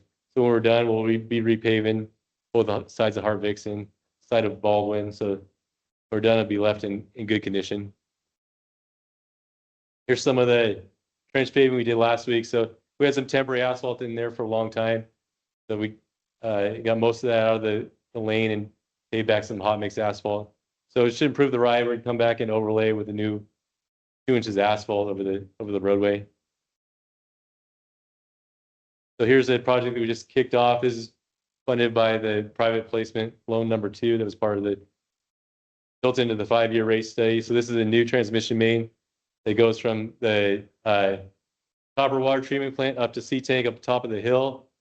So the existing pump station is at B tank. So right now we pump from the clear well up to B tank, and then from B tank to C tank. This will allow us to get adequate water supply. So over the day right now, when peak demand's happening, we can't keep up with the pumping that we got going up to C tank right now. So our tank drops dangerously during the daytime, and then we refill it at night. So the idea with this new transmission main, we'll be able to keep adequate water supply for fire flow and for consumption during the daytime. And we'll eliminate that two-stage pumping, eliminate a source of failure, and also reducing our energy cost. Sawmill tank, this is the largest tank in our system, is a 3 million gallon tank that serves almost all of Arnold and Dorrington. It's grossly oversized. We only need 1 million gallons of storage there.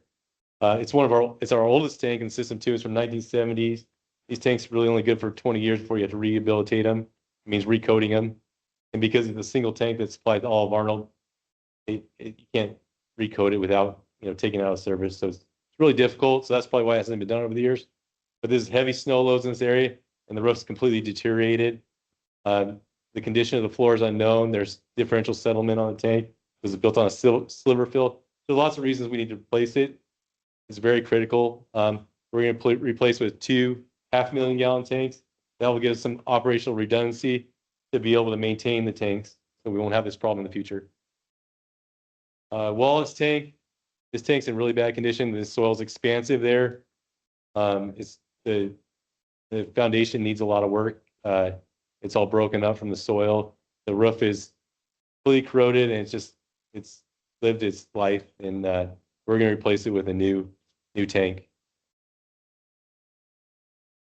This is the Arnold project that we talked about. This is the existing clarifier. It's been in service since the early 80s. It hasn't been out of service. So the thing's been spinning 24 hours a day since then. We haven't really, one time we emergency drained it, do emergency repairs, but other than that, it's been a workhorse, but there's no real way the sewer keeps coming to you, so there's no way to take it out of service. So what we're gonna do is build a second one next to it, and then build a digester. Because right now, digesters where it settles out the solids, we're unable to keep up with the production there on those. So a lot of benefits of that project. Plus we have there's a lot of dangerous stuff with electricity right there. I mean, the electrical panels, they have arc flash issues and stuff. So we're gonna get those replaced too for worker safety. Ongoing design projects. We got the lock antenna Huckleberry lift station. That's our main lift station, all Huckleberry, that takes all the sewage and pumps it to our lock antenna wastewater treatment plant. That one, the design, environmental is complete. We're working on a grant application to pay for that. Lake Tollick intertie project. So right now there's an underlying water line that goes underneath Lake Tollick. This project will bring the water line down to Burns Ferry Road and make it so we're not relying on an aging pipe that sits on the bottom of Lake Tollick. Lock antenna phase 3 improvements. We're also going for a grant on this one. This one's, they're working on the 100% design right now. We got a biolac, which is activated sludge basin. It's in poor condition, undersized. And so we're going to build another one on the other side of it that's 50% bigger and can handle. And this one, there's the clarifier design. The clarifier in it doesn't perform very well. So the new design is going to be able to separate the solids better from the liquids. Somerville West Point Reservoir, 60% design. This is a 90% grant funded project by FEMA. So they're reviewing it and we did the full environmental, did the 60% design. ESOD reviewed our 60% design drawings.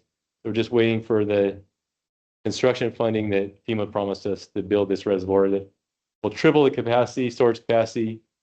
Right now, we rely on water deliveries from CCWD, so we'll be able to supply our system with our water rights. Big Trees 1 and 4 is another grant-funded project. It looks like we're going to get the money here soon, but it's to replace 2 pump stations up in Ebbets Pass. Copper Cove Wastewater Treatment Plant, Tertiary Treatment Plant, we already talked about. Timber Trails is another redwood tank that we have left that we're working on the design. Studies, I'll go through this really quick. We're doing lock antenna master plan amendment was completed. We did an INI study, which INI is infiltration inflow into our sewer system. So we try to prevent any stormwater, any groundwater from getting into our system because that's more water that we have to treat. We do INI studies to identify areas where this water is coming in. We segregate areas, do flow monitoring, all kinds of stuff so we can narrow down these areas to keep the cost down by not treating rainwater and groundwater. Ebbets Pass master plan, same thing. We're doing hydraulic modeling. of the system so we can identify hydraulic bottlenecks in the water system. We calibrated the system, so we did a bunch of fire flow, the hydrants up on Evans Pass. So we'll be able to tell where the bottlenecks are, what improvements we need to make, and identify water quality. Water age is a big thing of disinfected byproducts. Arnold Sewer Master Plan.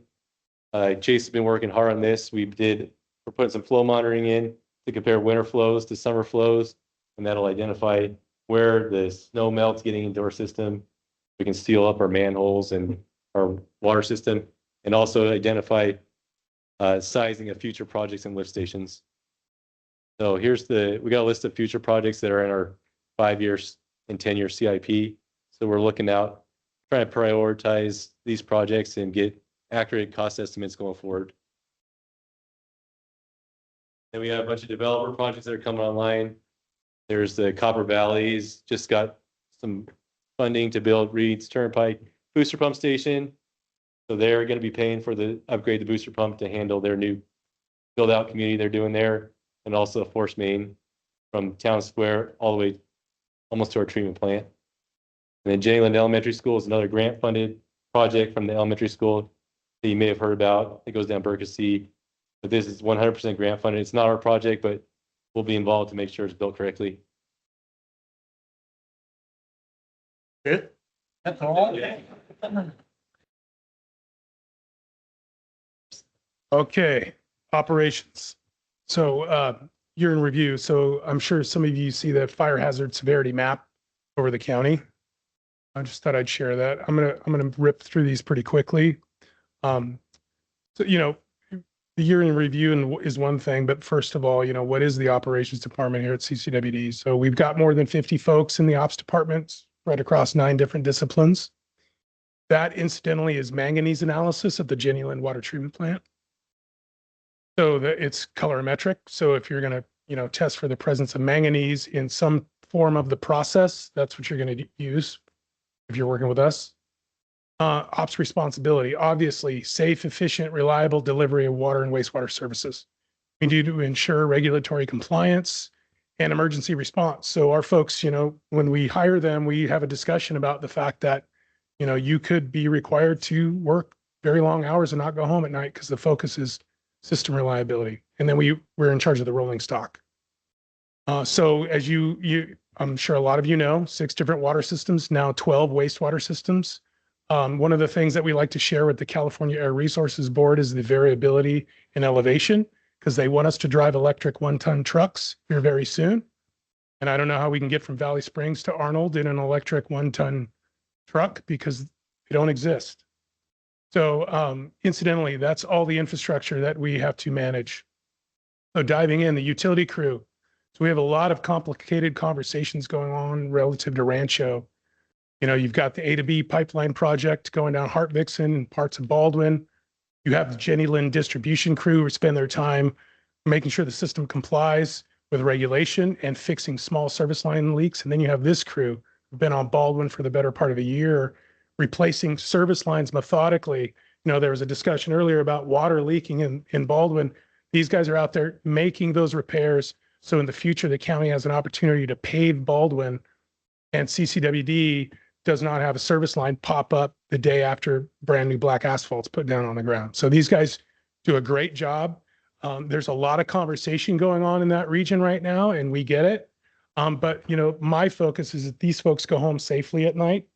And a lot of that rhetoric is potentially putting them at risk when they're working in a construction zone. So we have 2 weeks of paving, and then we're going to take a break. We're going to move on to a different part of our system and put these guys to work elsewhere. There's a lot of online conversation. Oh, yeah, sorry. Yeah, so here's some examples of some paving of the trenches that our folks do after they replace the service lateral. The electrical team. So you have licensed electricians on our crews, and we also have instrumentation and control techs. So there's a image of a SCADA system. So that is the interface between the water treatment plants, wastewater treatment plants. The electricians keep all of that operating. Here's some examples of some of those chopper pumps depicted on a graphic so we can control their operation. In the image on the left, you've got an electrician using a boom truck to troubleshoot a solar panel. Our collections crew. So this is a crew of 5 members, including a working supervisor. They have Class A's, they have CWEA certification, which basically allows you to work in the sewer system. The image on the left, they're smoke testing, lock antenna, looking for points of failure. Kevin talked about I&I relative to the water system. This is an approach on the sewer side, essentially to find those areas. Can anyone give me a guess as to what that image is on the right? Give you a free glass of water.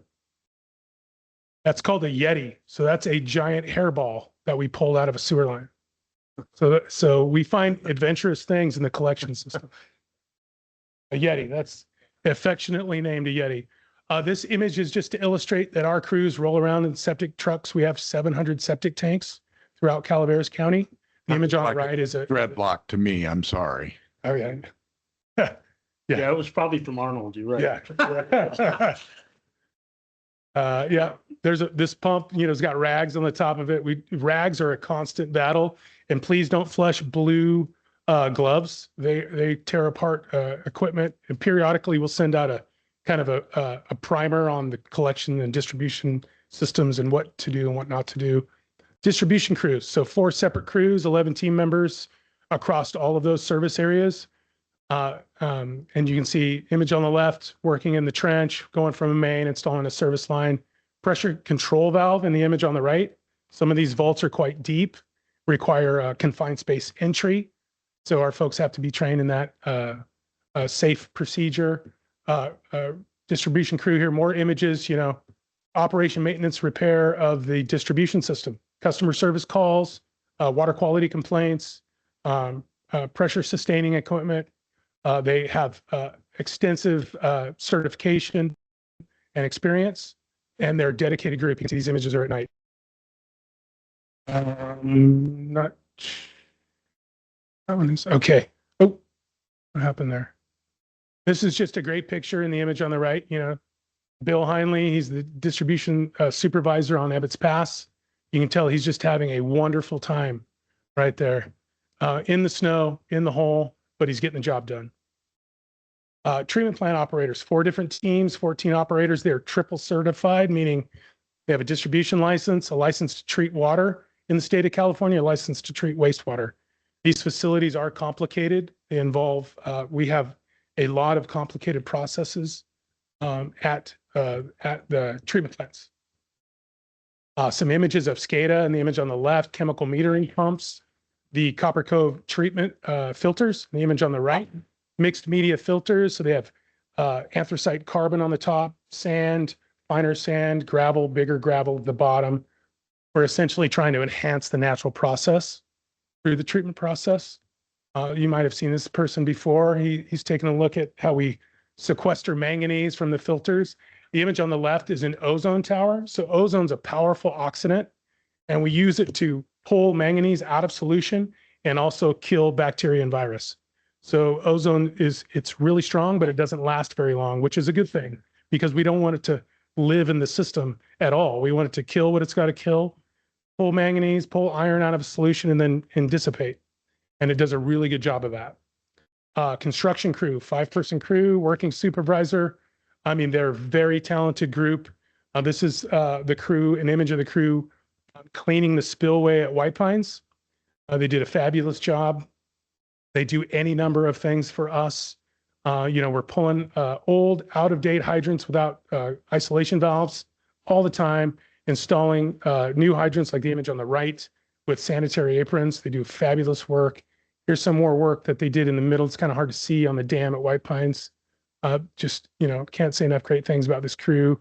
Any manner of work, night or day, they're there. Setting septic tank, fixing a line break, working up on the pass, installing water main. So hats off to them.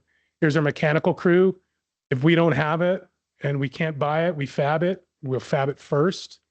So you can see, 2.5 ton truck in the snow. We have, like we talked about earlier, close to 70 generators. They fuel those generators during storms. Those facilities have to run, they fuel them, they maintain our fleet and a lot of our equipment. Here's an image of them fabbing a connection from an actuator, the image in red on the right, to a valve, the blue part. So there was an issue with tolerance. They'll fab up a connection, make it work. Purchasing. So this is our main purchasing warehouse here. We feed all of the other facilities. So we have a purchasing agent who's also in charge of the rolling stock and the off-highway fleet. So as you can imagine, there's any number of regulatory requirements that we're required to follow. Those don't stop with generators. Those don't stop with fleet vehicles, and they don't stop with off-highway equipment.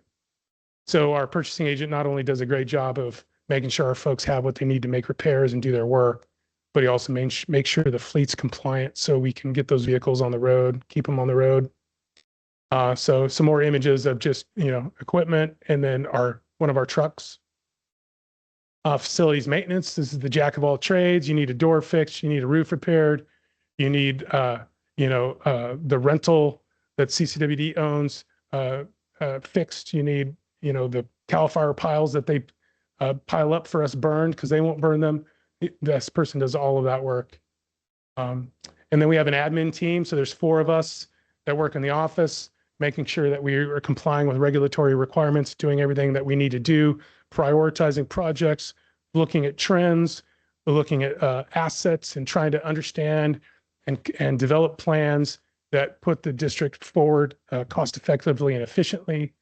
That involves advocacy. So you can see that we show up to hearings regarding electric vehicles, and we have conversations with all of the players relative to the golden muscle that is taking a hold all over communities throughout California. And then, like I said, monitoring trends, providing tours. We've heard about tours here earlier at treatment facilities. And then accomplishments in 2025. So, once again, we were able to keep facilities operating during the TCU complex fires. This is right outside of the copper complex. And we also had the fires right near the Vallecito wastewater treatment facility. So all of these staff, they stay there. When it gets dark and the fire's encroaching, they're optimizing the treatment facility. They're increasing capacity. We're raising tank levels. A lot of folks come in from out of the area to fight a fire, and they're fired up and they're excited. And so we'll oftentimes fix fire hydrants and repair water mains in the midst of a wildfire. And this fire was no different. And then we coordinate really closely with CAL FIRE. The crew out of Vallecito does a lot of work for CCWD. I'd like to acknowledge that. It's one thing when we have cross-country water and sewer mains all over the county, and they help to keep those areas clear, which is huge for us. And then accomplishments in 25. So we were out of compliance with 4 sample sites for disinfection byproducts on the Ebbets Pass. We went out of compliance for 1 quarter in 2020 for one of those locations. And it took us, and we were out of compliance for 1 quarter, but working through the restoration to compliance process, we just recently regained compliance there. It's really complicated. You're treating snow melt, but still there's dissolved organic compounds, notably carbon, that reacts with chlorine, which we use to disinfect the water, which makes these constituents. And so even though we were out of compliance essentially for a blip, we had to wear this badge for the past 5 years. So we were able to take that badge off. The state finally said, hey, you guys are doing a great job. We feel good about the work that you've been doing. We're going to lift that compliance order. And that's fabulous for us. And we continue to provide safe, reliable, and efficient services to all of our communities throughout 25. And here's some images of the TCU complex fire in Copper. We also updated our sanitary sewer management plan, which is the guidance document for all of the collection systems. And it's a regulatory document as well. And another thing I think that needs to be acknowledged is PG&E Underground and 22 miles of their system on the Ebbets Pass this past year that resulted in 1,300 underground service alerts for our Ebbets Pass crew, distribution crew of 3. So while they're working to, fix service lines and respond to customer service calls and adjust over almost 100 pressure reducing stations, they were also marking underground service alerts and responding when issues arose. So hats off to those guys. That was a tremendous effort this past year. Goals for 26, continued reliance in all aspects and work to optimize our systems, improve our systems, safety in all aspects, Regulatory compliance is kind of one of the guiding lights for operations, and will continue to focus heavily on ensuring that all the systems are safe, wholesome, and healthy. That's what I got. Thanks. Thank you all, Damon. We appreciate your work.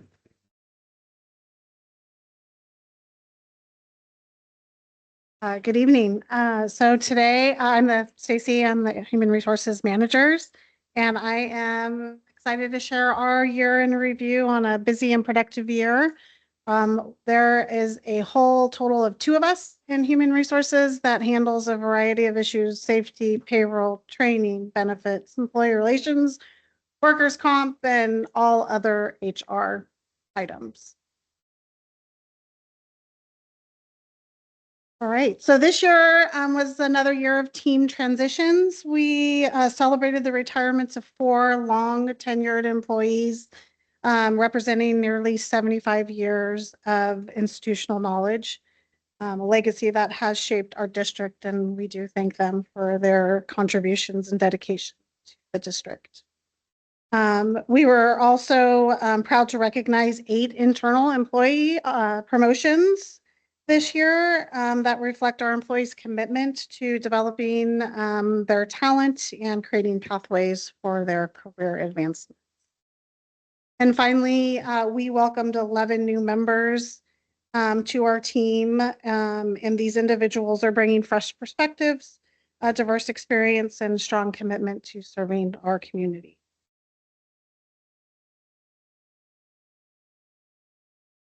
Damon touched a little bit on this in his presentation. Training and development continues to be a priority for our district. The development is not just important, it's essential to meeting the regulatory requirements and delivering safe, reliable service to the community. Employees participated in various trainings in safety, mandated training such as sexual harassment, workplace violence prevention, and then the ever important certification trainings that are industry specific. This training continues throughout each year, and it's not a 1 year and you're done. It continues anywhere from 1 year. You have to repeat some of these trainings to sometimes every 3 years. Across the district, our employees, again, are committed to their professional development by obtaining various licenses and certifications. In our operations department alone, for 52 employees, they hold 193 certifications. 4 of those about 4 certification per employee.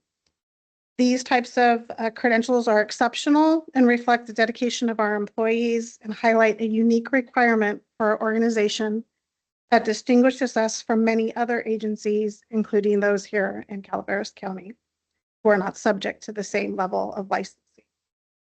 Our employees work hard to meet the standards, and the district and public benefit greatly from their expertise.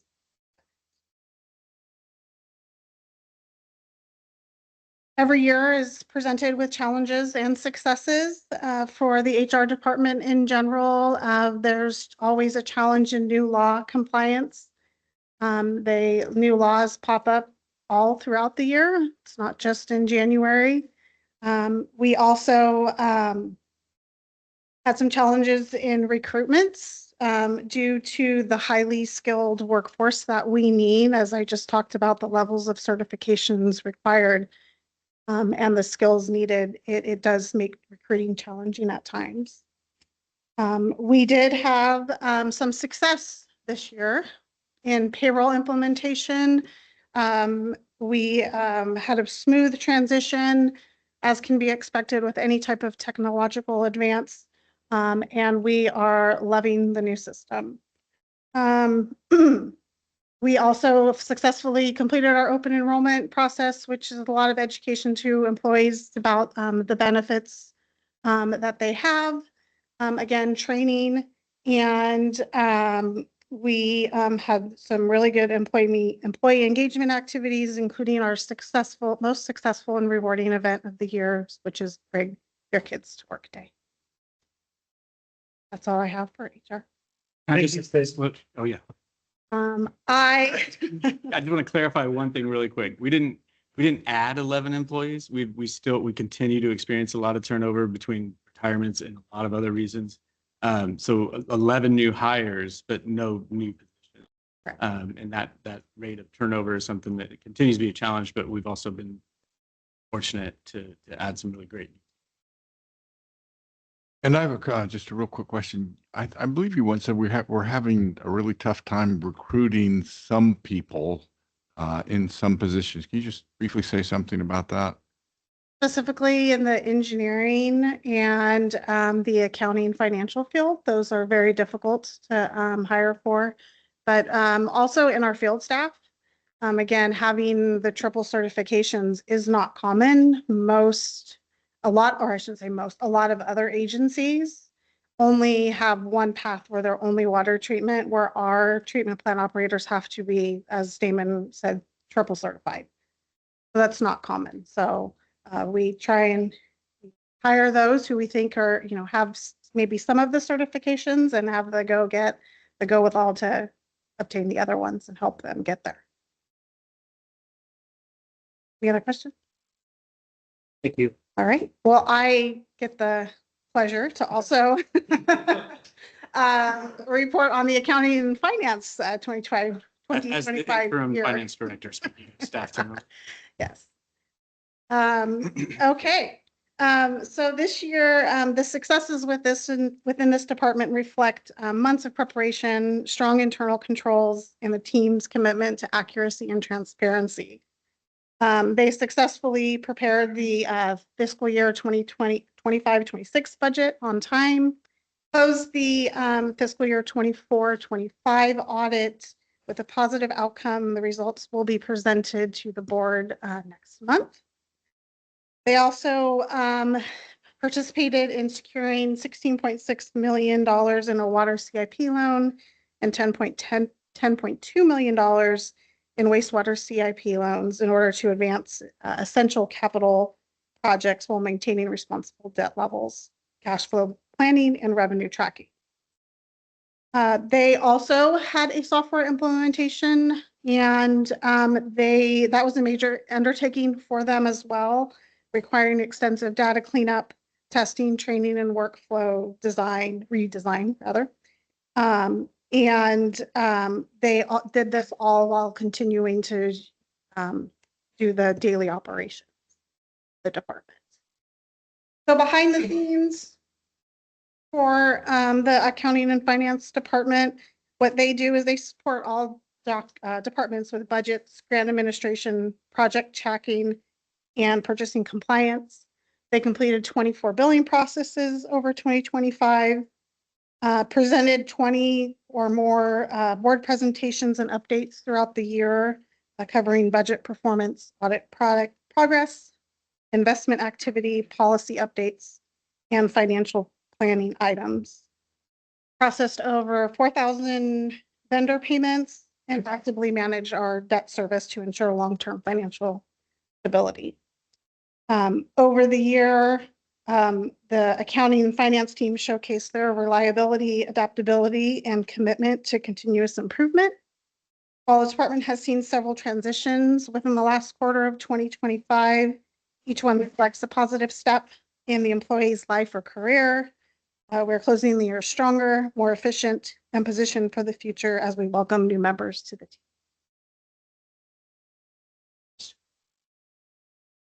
Thank you, Stacy.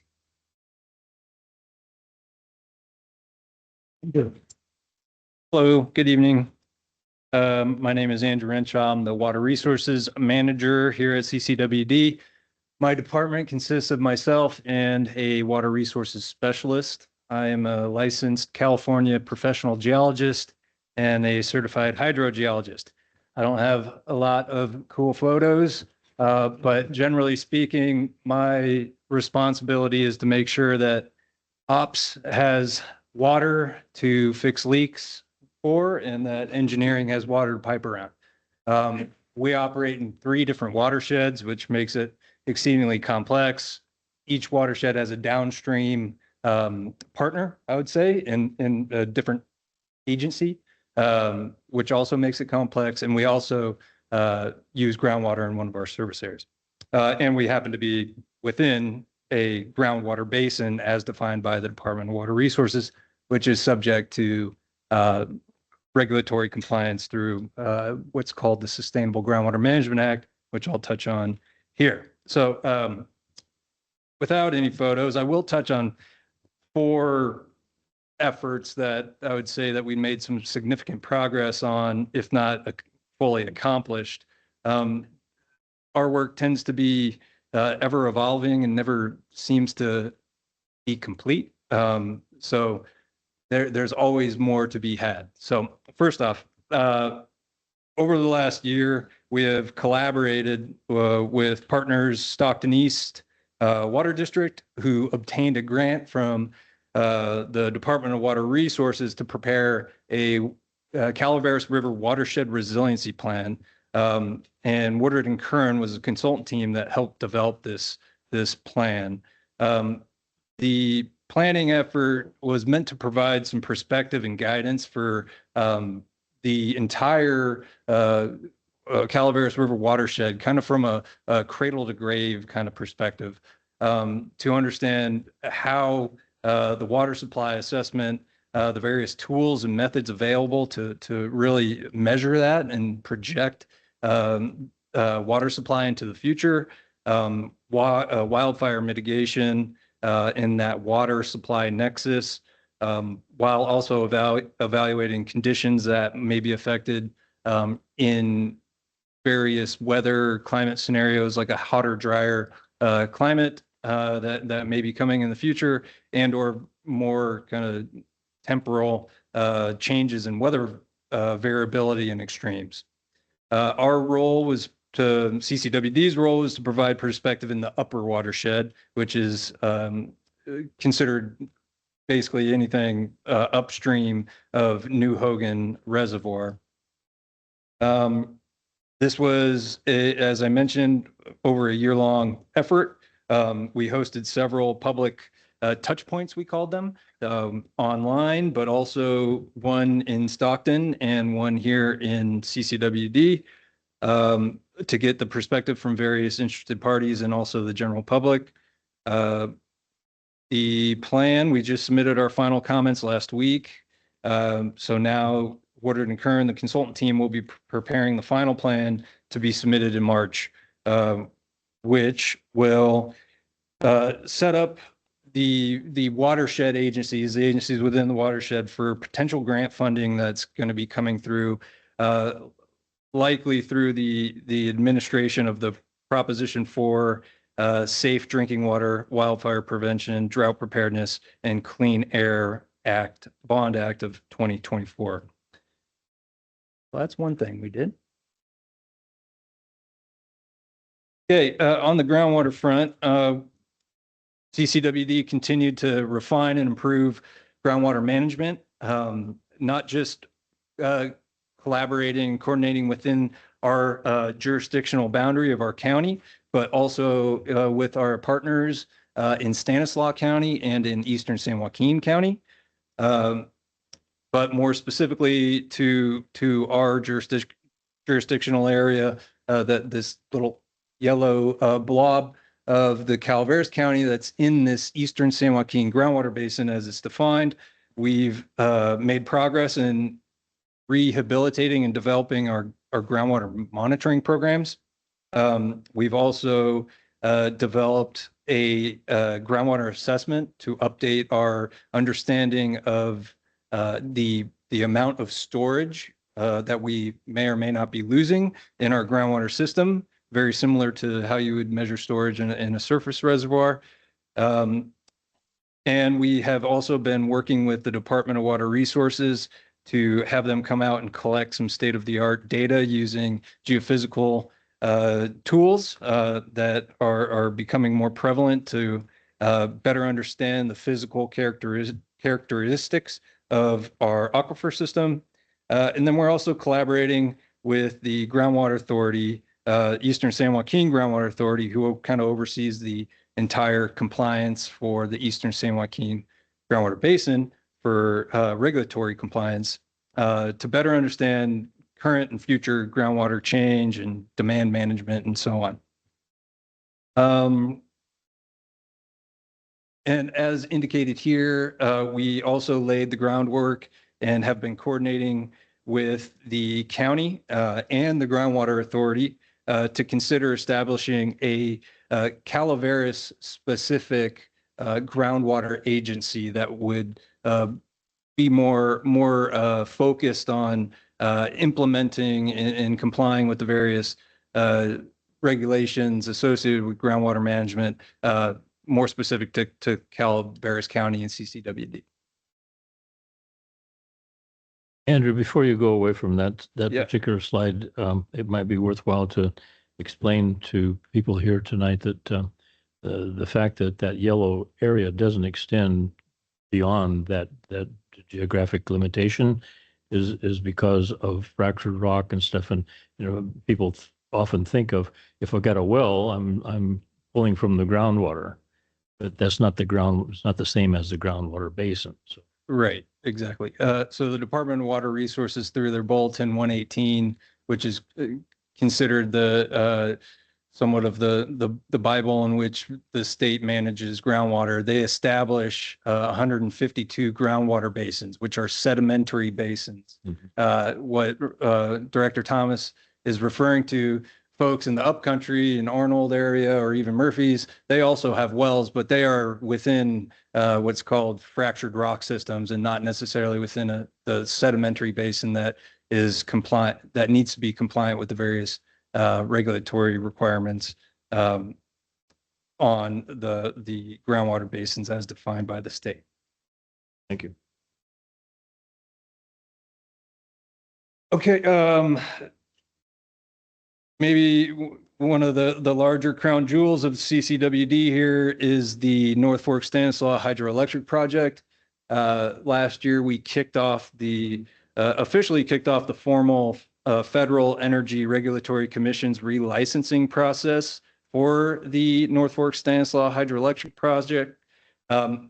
This kind of kickoff was kind of the initial collaboration and coordination effort with the various project partners, such as local, state, and federal agencies, but also the non-governmental organization communities, and also folks related to recreation, state parks, and so on.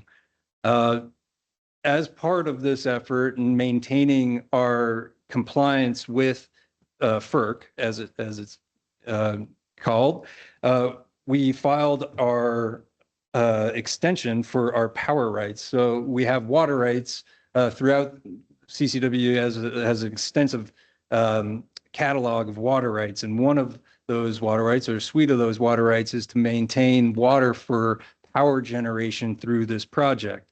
They're called power rights. Those power rights were coming up on a deadline. I'm blanking on the word, but they were going to run out the time that we had allowed to use them. So we had to get an extension of time. And this was in anticipation of formally licensing those power rights so that they become effectively rights that CCWD owns into perpetuity. So that effort has included coordination with downstream users like the South San Joaquin Irrigation District and also Oakdale Irrigation District. This whole process of maintaining the FERC compliance and going through the relicensing effort will take several years, and it could take up to tens of years to complete. And there's going to be a lot of engagement amongst the community and all the project partners, as I mentioned earlier.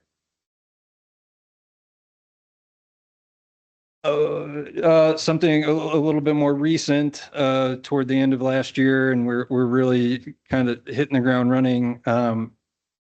This first bit of this year is updating the urban water management plan. So every 5 years, water agencies who provide retail or wholesale water supply must complete a urban water management plan update.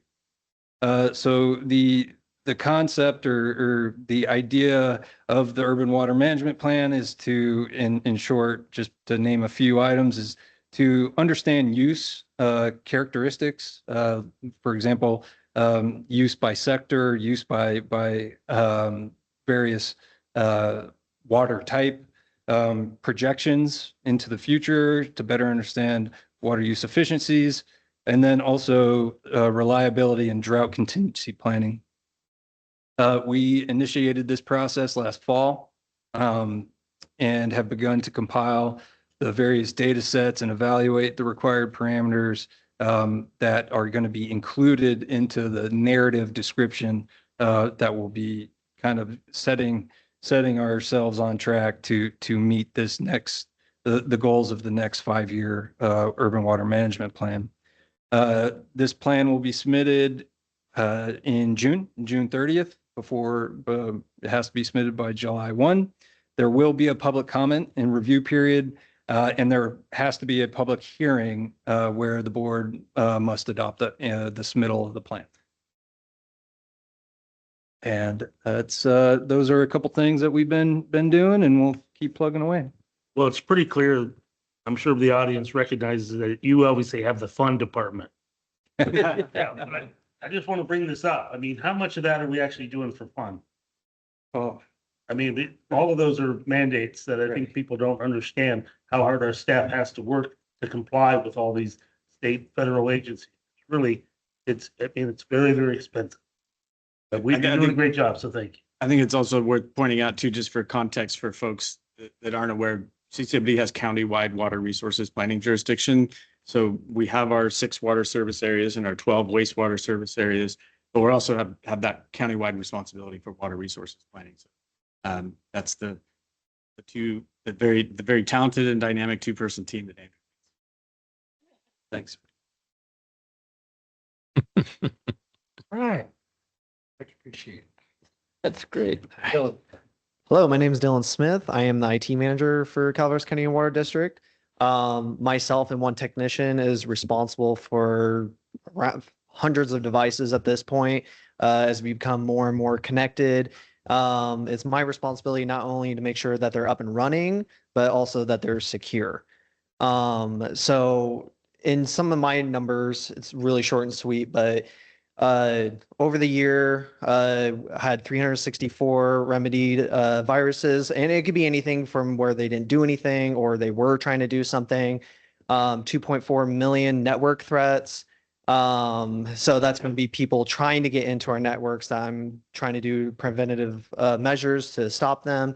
And then along with another vector is email. Out of the little north of 500,000 emails, about 213,000 of them were some sort of threat. That could be just a spam from something, or it could be an actual virus trying to get through our email system as well. And that all encompasses around 84,000 gigabytes of data throughout the year. It needs to be designed in an onion because no security is 100%. So you need to do it in layers so that email is protected, then our virus protection can kick in, and even past that, our network protection can at least try to stop it. So it's definitely one of those extensive things where I'm always constantly checking, tweaking settings, trying to not interfere as much as I can with staff members. It's a double-edged sword. And lastly, short and sweet, just some of the projects I'm excited for. Right now, we're going through like a Tyler implementation plan. We've had it for a few years now, and we're just trying to like fine tune some of the settings in it, and they're doing a one-on-one with us to try to accomplish that. And again, trying to help with efficiency of employees, where we have a document management system that we're looking into. It's one thing to store all the data, but then it's another thing to actually use that data and use it in a very effective way to where we're not having to spend tons and tons of hours trying to find a single document. And then also moving on to cybersecurity assessment. There's a lot of systems, and definitely holding me accountable to make sure that I'm configuring those systems correctly is one path I'm looking for a cybersecurity assessment. Sometimes I'll look at a system for months on end, think I have it down, and there's one setting I just need to change. And that's where someone else doing an assessment can really help our district make sure that we're secure as possible. And again, lastly is just continued increase for network resiliency. So what I mean by that is having like dual internet connections at sites, trying to make sure I have spare machines so that I can minimize employee downtime so we can keep staff working and keep them efficient. Thank you.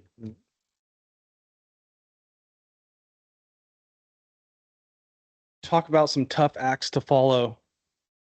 Geez, thank you everyone for staying. I really do appreciate it. It does mean a lot to us.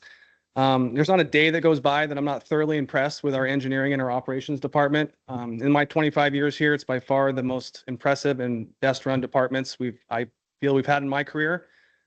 Can't say enough about the work that they do. HR, I don't think she really, got into everything that she does. There's not a day that, no matter how late I'm here, she's always here after me, no matter what. Even when I try to stay here later, she's always the last one out. Dylan and, our IT department and water resources department just kind of gave you, I was going to say, as Andrew was talking, I was going to say the tip of the iceberg, but I think I'm going to say the tip of the watershed. What he's doing is just, and that department is just phenomenal. And he just gave you a real just glimpse of it. And again, same thing with IT. I've had the pleasure over the last 6 weeks to work in earshot of the customer service department. And that's been down to 2 CSRs since October. And the amount of work that they do is phenomenal. I get to hear all their conversations. I get to witness them at that computer station out there, helping folks sign up for our portal. And I've just been thoroughly impressed to listen to those phone calls. I ran some tests when it was just 2 of them to see, are we getting behind on those phone calls? And at one point when it was just the 2 of them, they were answering 94% that were coming in. A little over 5% were hitting the voicemail, and then they would answer those by the end of the day. So thoroughly impressed with that. And that's been a real pleasure just to experience that department right there. And then I also have to give a shout out to our, last year I said board to the clerk. So I've been waiting all year to fix it, but our clerk to the board, who again, we have about 55 plus board meetings, special meetings, committee meetings, and she's making it happen. She's keeping all that organized, all the minutes, all the agendas, keeping you 5 in line. So it's really impressive. Running Megadesk is no simple task. I'm going to start with last year. It was almost exactly a year ago today. We had our year in review last year on January 29th, 2025. And I think one of the hardest things with these years in reviews is to keep it under 6 hours, because there's so much that goes on. When you start looking at all the board meetings and the committee meetings and the accomplishments, the projects, the ops, everything it's hard to keep it, contained. So pretty impressed that I think we're. But you're going to keep it under 6 hours. Yeah, keep 6 minutes maybe. Oh, jeez. Okay. All right. So, I've reported on several times. Some of my fondest memories of this last year are doing some of the school events. I've been invited to Mountain Oaks School twice this year.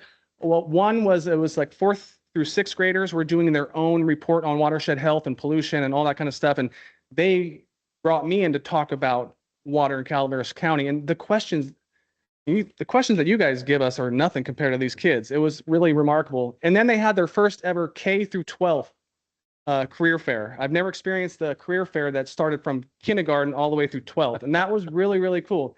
And that's our other HR tech, Kate Jesus, with me. And that was really a great event.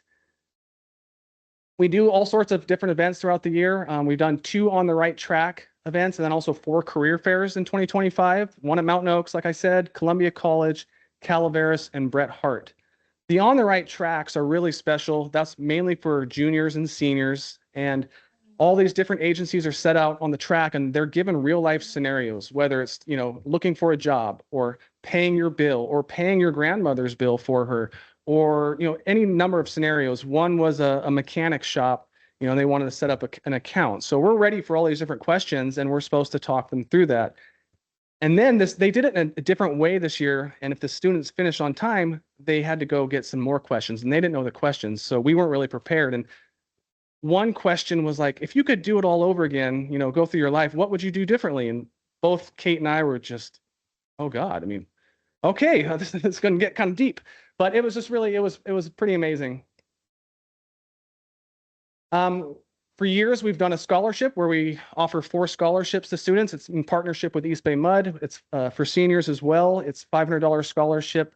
Again, we do 4 of them, and we share that cost with East Bay Mud. And we've typically done it on the value of water. This last year by far was my favorite. Just it's really fun reading those. You know, we do it as a team effort. A lot of the staff here reads them. And this year was so difficult. We had to do like a tally system, and you know, it was close. It was very, very hard. This year, I'm going to change the topic a little bit. I changed it to pretty much, you know, where does your water come from and what does that mean to your community?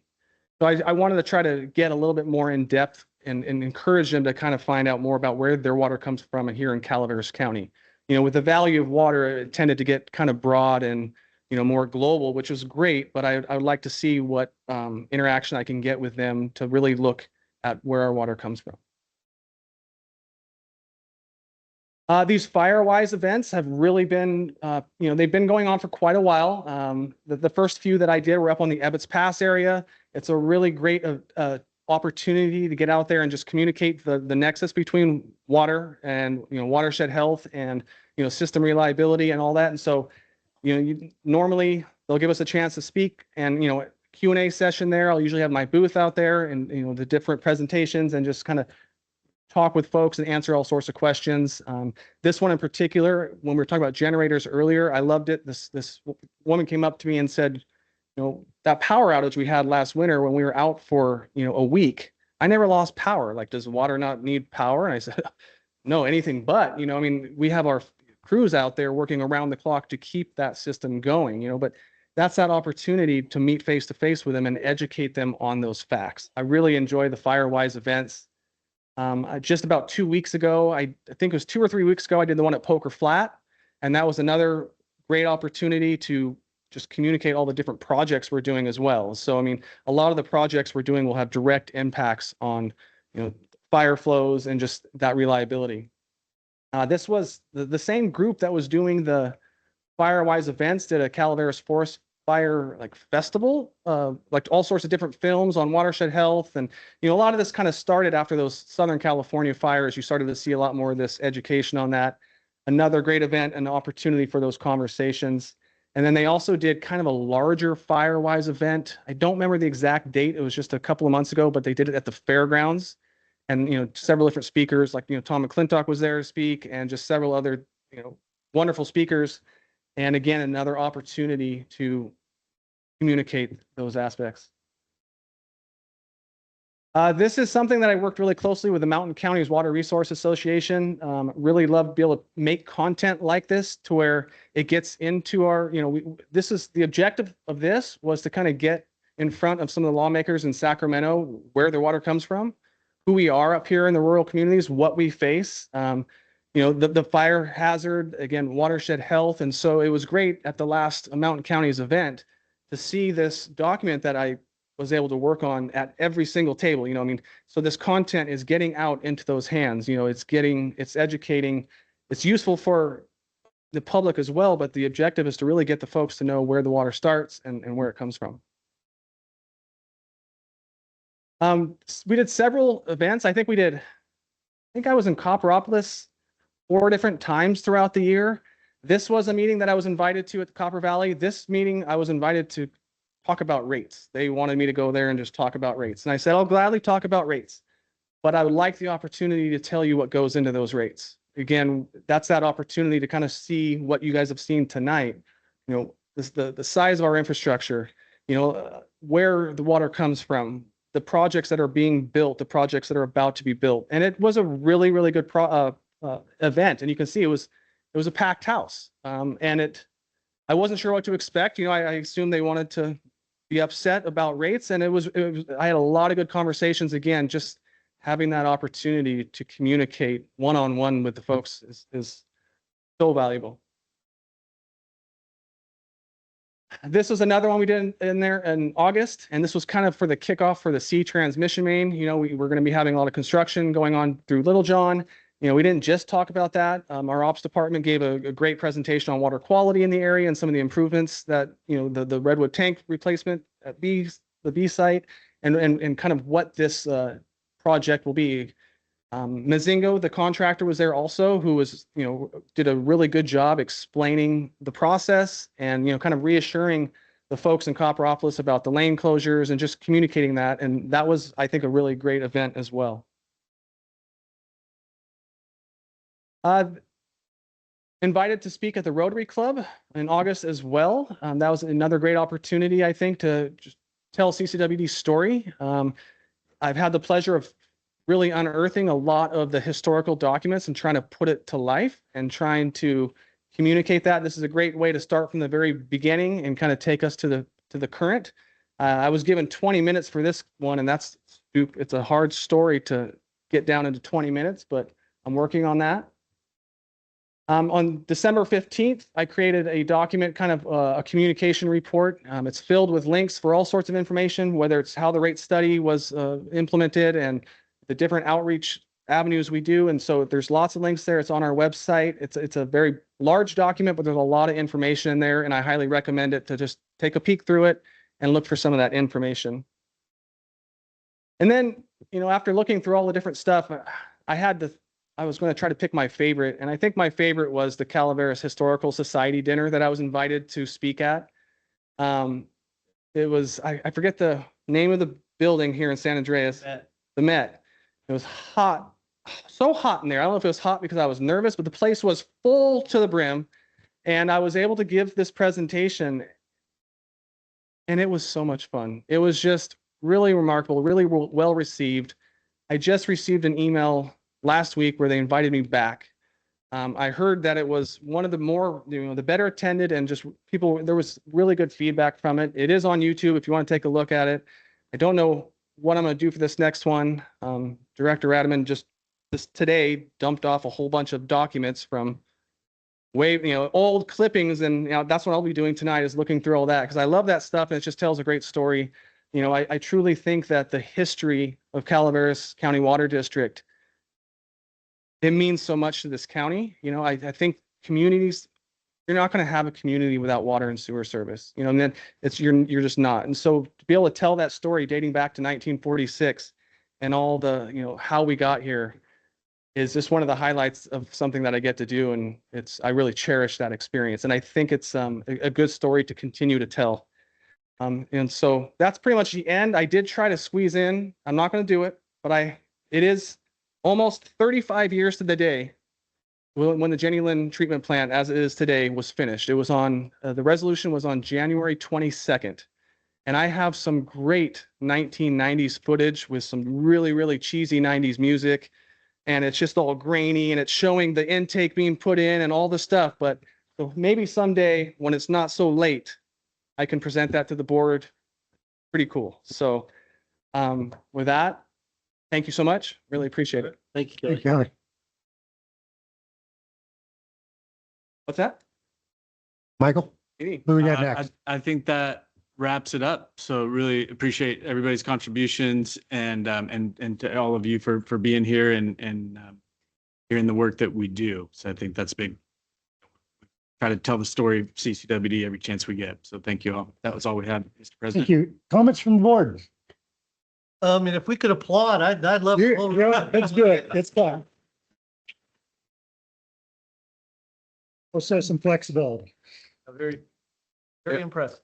I'd also like to add, I just enjoyed that earlier turnout with everybody was terrific. I really thank those of you who stayed all the way to the end.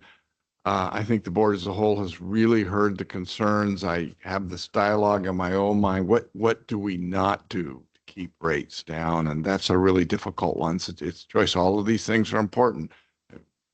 We heard the one that we don't do the work in Arnold, we could have sewage, going down our canyons. And so anyway, we're here to serve you. All of us, I think, are doing the best we can as directors, but we do value your feedback, and we certainly have taken on board the concerns about rates.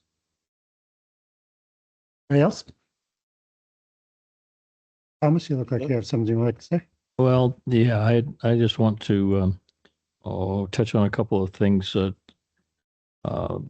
Kelly kind of summarized in his experience by saying he cherishes this experience, And I would just like to publicly say that I really cherish this experience as well. I've been devoted to this organization for a number of years now, and I don't know. I just I hope it shows that I know the details. I ask probing questions and have to sit next to this guy. But anyway, we have a very remarkable board right now. We have very extremely bright people on this board, and I'm very proud to have an opportunity to serve with these gentlemen. And I hope that we can continue to respond to your questions and your comments. And I don't know who it was that asked earlier about, the board should reveal who they work for. I can tell you for sure that I work for CCWD. I don't have any other allegiances or, well, the CCWD is an inclusive.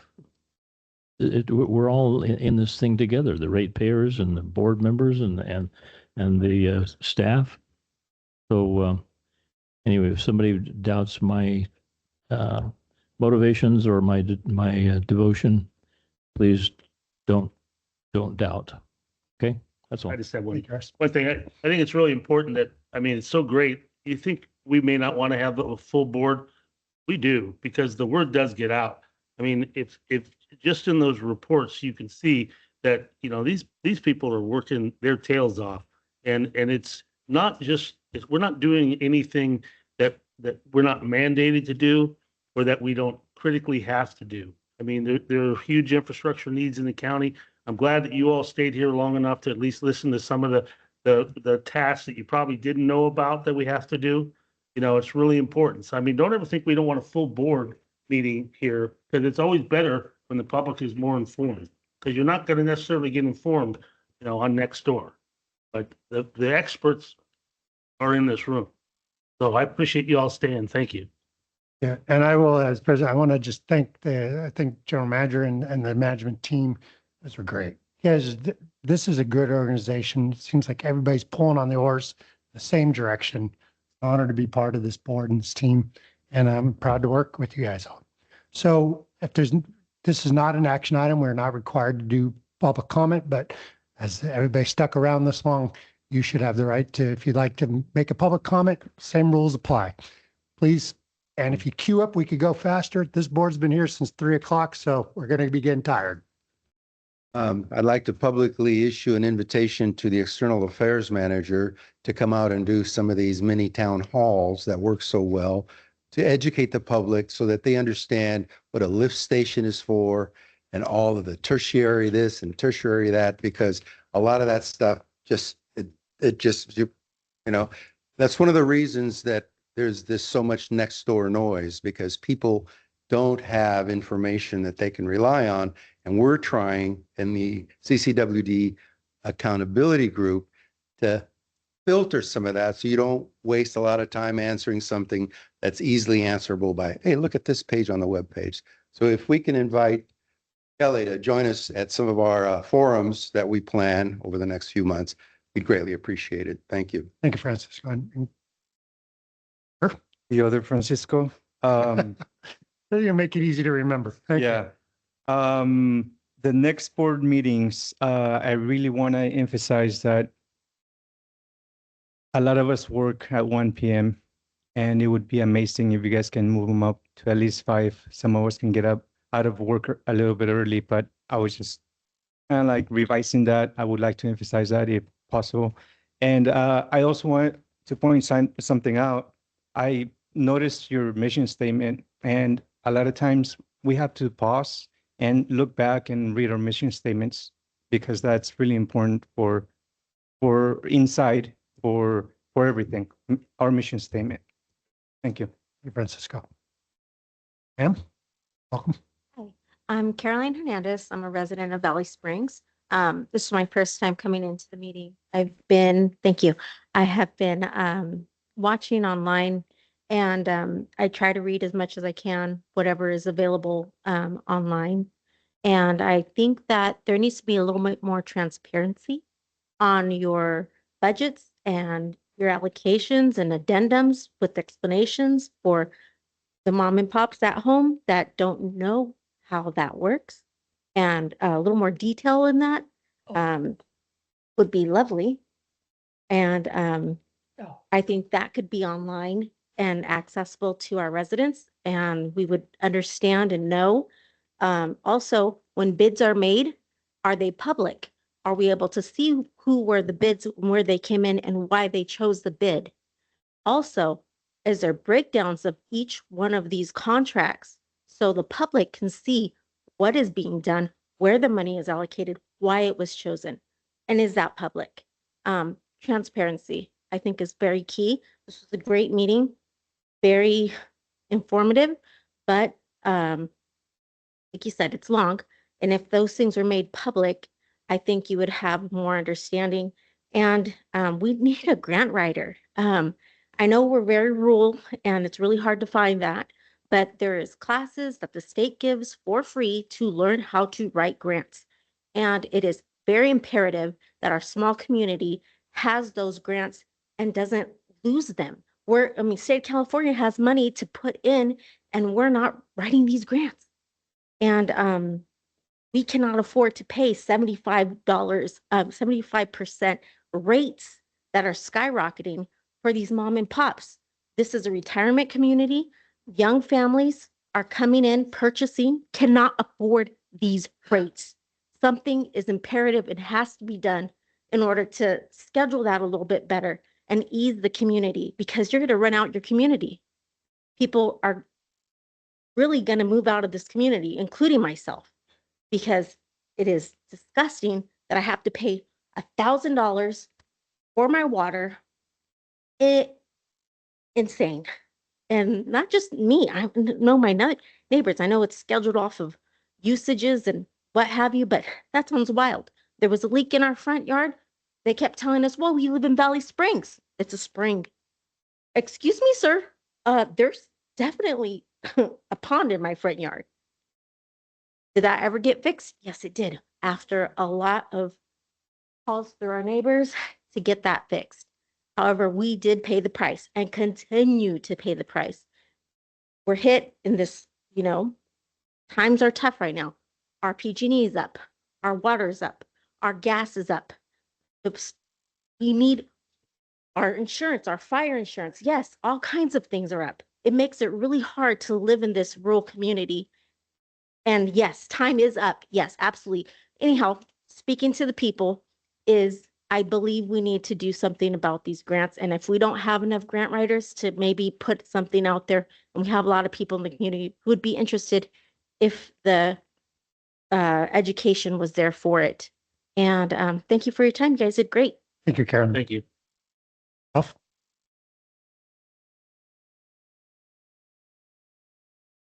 Ralph Copeland, Copperopolis. Real easy question for two directors. Director Thomas, are you going to be running in the elections this upcoming year or this year for D4 We're not gonna- Public comment. Excuse me, Ralph. And also, you, Director President Garamendi, same question to you. If you're going to be running for office for reelection, the sooner you guys make up your mind and let us know, the better. And what better time than to start right now? Thank you. Thank you, Ralph.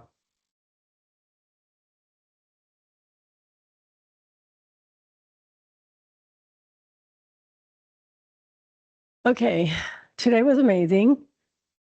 As always, the presentations were amazing. I don't think, as far as the ratepayer goes, that it discredits all the hard work that everyone does. I see it. I come to the meetings, I take my notes, I watch all the presentations. Before I started doing this, I had no clue. None.